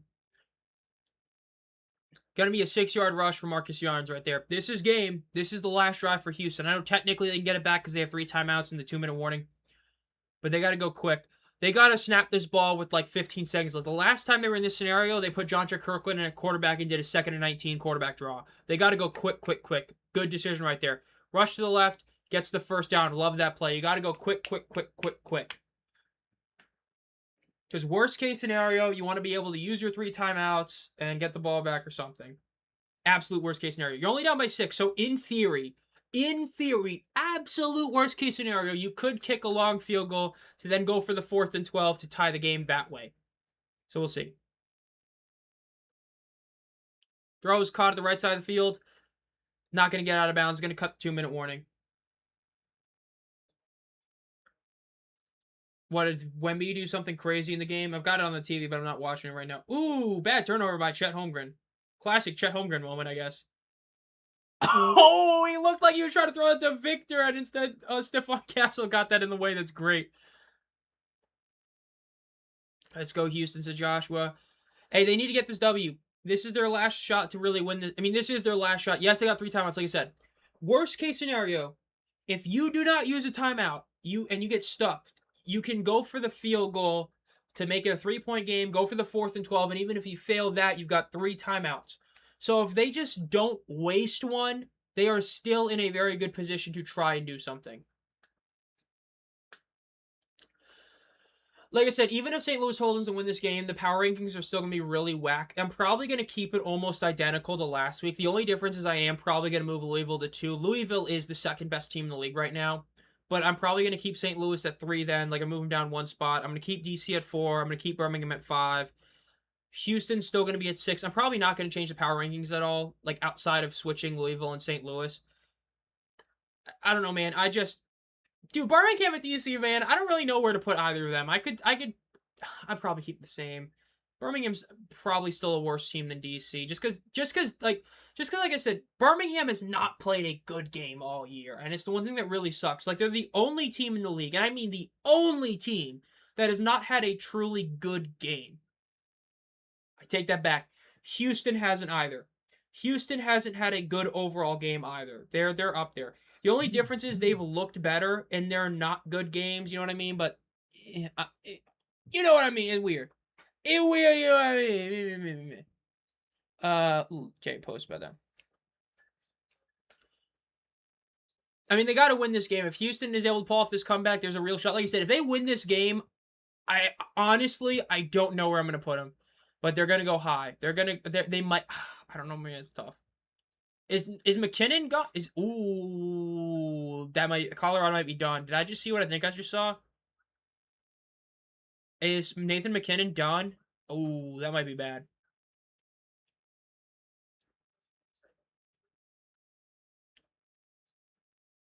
Oh, he got hit in the knee. Ooh.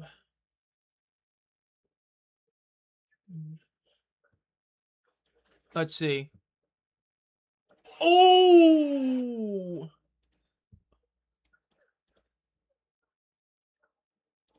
Can I put this in higher settings? They say no, 1080.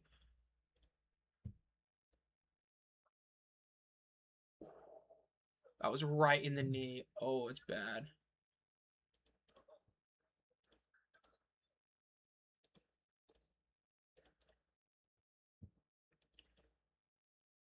Oh, that did hit him right square in the knee. Oh, yeah, Colorado, you might be cooked. Colorado might be done. Eee.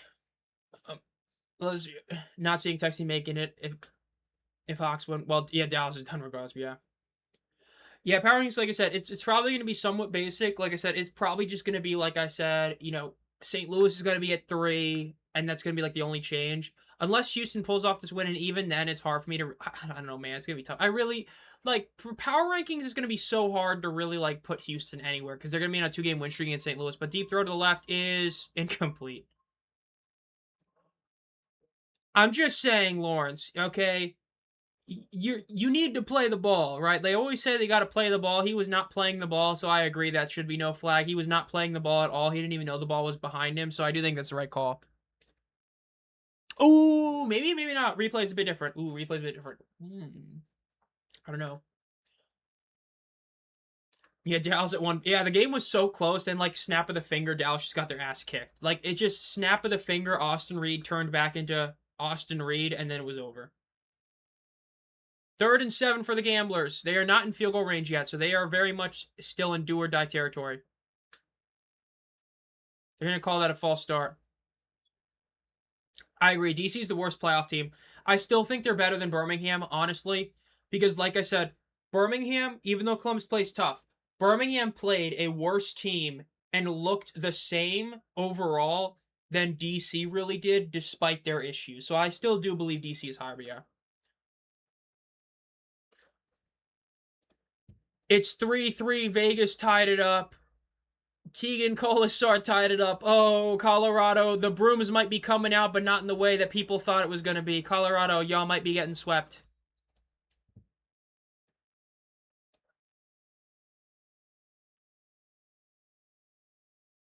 That would be crazy, man. If Colorado gets swept, oh my goodness. Ball is snapped. Deckers throws it in the middle. It's caught at the 35. Gets to the 40. First down. Gets to the 45. The 50. Down about the 48-yard line. Huge play by the Houston Gamblers right there to keep their season alive. 1st and 10. Still have all 3 timeouts. Do not call. That better not be a timeout. I see Kevin Sumlin. I heard a whistle. That better not be a timeout. If that is, that's an agree. Okay. It's an injury timeout for St. Louis. Okay, I'm about to say.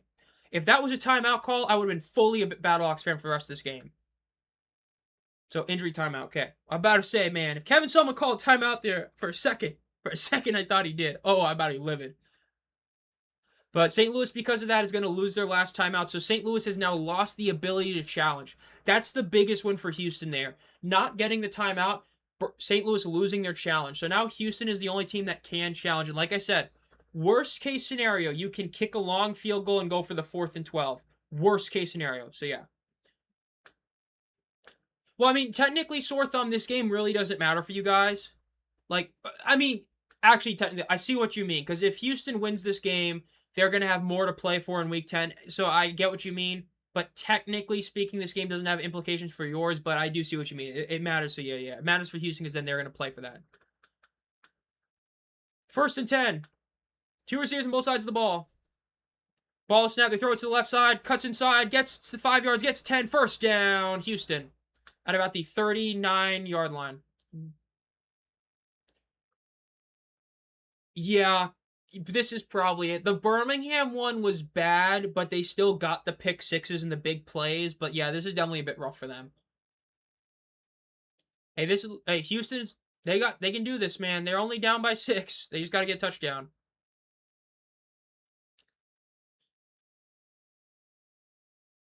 Yeah, and there's going to be another injury for St. Louis. Again, Houston needs to not use their timeouts. Houston needs to hold on to their timeouts. This is a rare time where I'm saying holding on to timeouts is the correct call. For Houston right now, they are in a very good situation where they can hold their timeouts as long as they don't do stupid plays, rush up the middle, and lose like 2 yards. They can hold their timeouts. They control basically the entire rest of the game as long as they play good defense. So they should not be using a timeout unless absolutely necessary, because then they can play the kick a field goal game, go for 4th and 12, and even play defense again. Ball is snapped. Deckers throws it to the left. Ooh, does he? No, it's incomplete. 2nd and 10 now for the Houston Gamblers. They are in field goal range. Hoyland can make a kick here. So this is very much field goal range. And like I said, if you kick the field goal, you go for it in 4th down, or if you kick the field goal, you do it. So yeah. Wait, they're showing 3rd down? Wait, what? Hey, oh, that's right. They showed the wrong place. This is 3rd down. My bad. 3rd down. Should be. Maybe. No, yeah, 2nd down. Dude, UFL, come on, ESPN. 2nd and 10 for the Houston Gamblers. Ball is snapped. Deckers can't take a sack here. You cannot take one. He's getting pressure. Throws the dump off. It is caught. Oh, he falls down at inbounds. Oh, it's a colossal mistake. Oh, I just heard somebody say, why would he catch that? And that's the 100% truth. That's a Oh, it's terrible. That's a waste of a timeout. You have to use it there, but that's a waste of a timeout. The reason that was a waste, if you are not a UFL fan, if you're not used to it, the UFL, if you score, you can go for a 4th and 12 instead of the onside kick. So not only can you do that, but you also have 3 timeouts, meaning that you can get the ball back like that as long as you stop St. Louis from getting a 1st down. You now lose that ability. St. Louis will be able to kill 30 seconds of the clock no matter what. That's a horrid timeout to have to take right there. Deckers really should have thrown it away. The receiver really shouldn't have caught that. That's on both of them. That's a bad play. 3rd and 8 for the Houston Gamblers. They got to get this. Because if you don't, it's going to be a really tough call if you want to kick it and go for the 4th and 12 or not. Now you're down to 2 timeouts. In shotgun. 2 receivers at the bottom of your screen. Tight end at the top of the bottom. Ball is snapped. He throws it to the right. Is that intercepted by St. Louis? They're calling that incomplete, but it's 4th and 8. Now, if you're Houston, this is a really, really tough call. You have a kicker that can make this kick. So you can go for the field goal, go for the 4th and 12, and try to survive that way to get another field goal, or you have to do a 4th and 8 conversion. You still have 2 timeouts. So in theory, you still could get it back with a little bit of time left, but they're going to go for it. This is the game. Ball is snapped. Throws it deep to the left. Incomplete.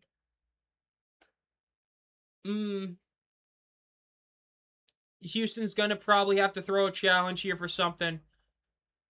I'm not the... I would have... that's a rough one right there. That's a rough one. Let's see. Throws it to the left. He wasn't touched. That's not DPI. He was wide open. Like, he wasn't hit, so that's not DPI. But they might challenge for roughing the passer because he did get hit late. At first glance, I don't think it was, but they might challenge for that.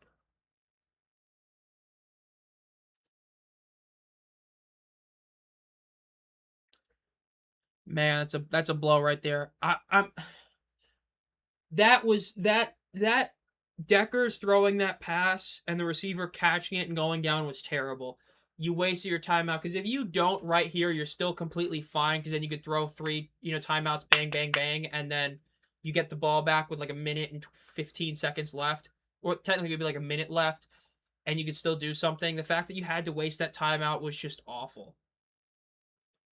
He is challenging roughing the pass. That's what I thought he was going to do. We'll see if he gets this. If he gets this, saves it, but let's see. I don't think he's going to get that.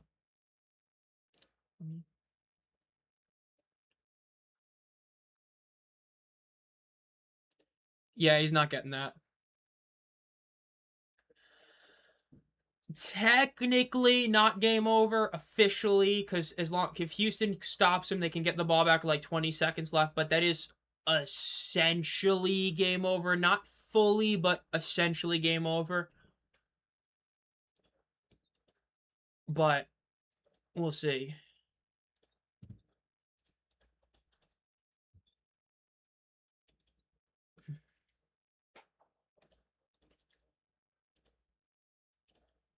Nine new post over there.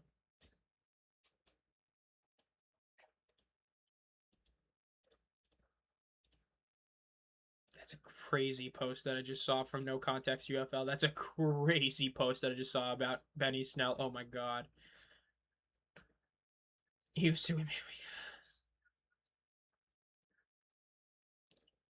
You know,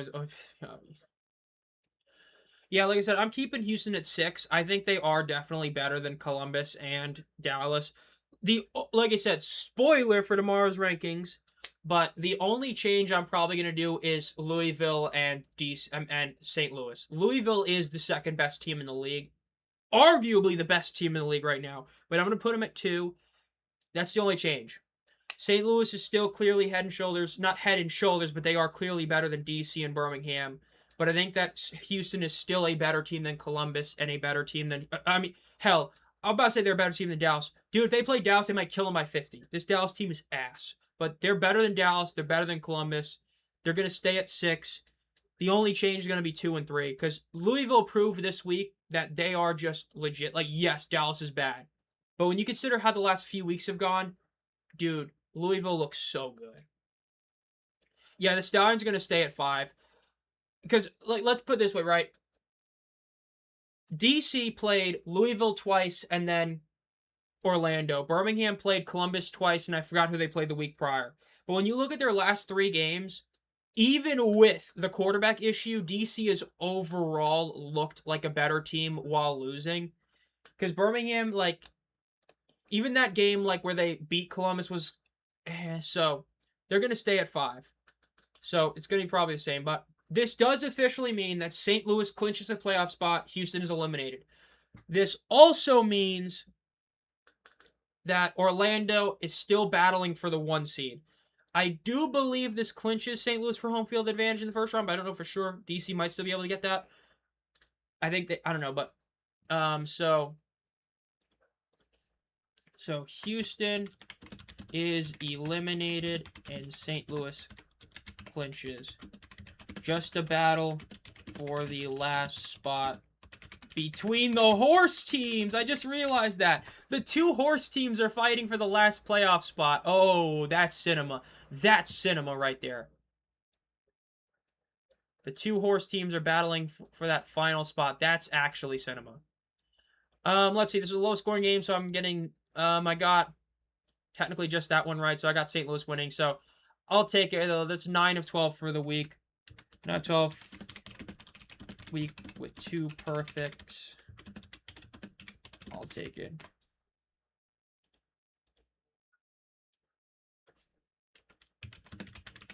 I'll take it. So I will take that for this week. Very solid week. Not seeing anything on their post, but yeah.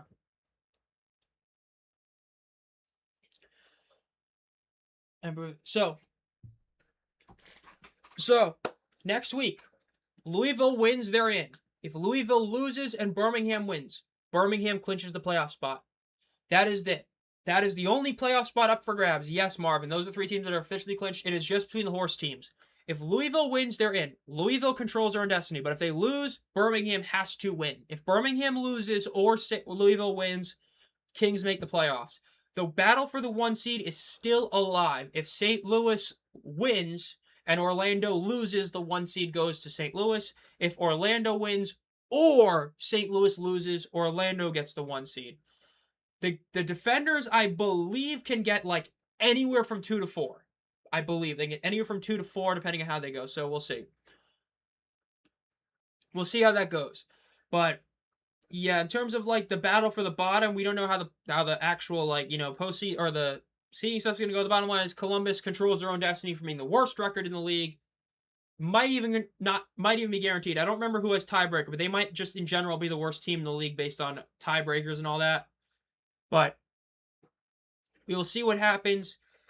Gonna have a lot of videos out this week with all the playoff clinching videos and eliminated videos, so be looking for all those videos. Like I said, members, I have my tier list video for NFL quarterbacks that came out. That's a members video if you want to see that. If you enjoyed the stream and haven't already, like the stream, subscribe to the channel.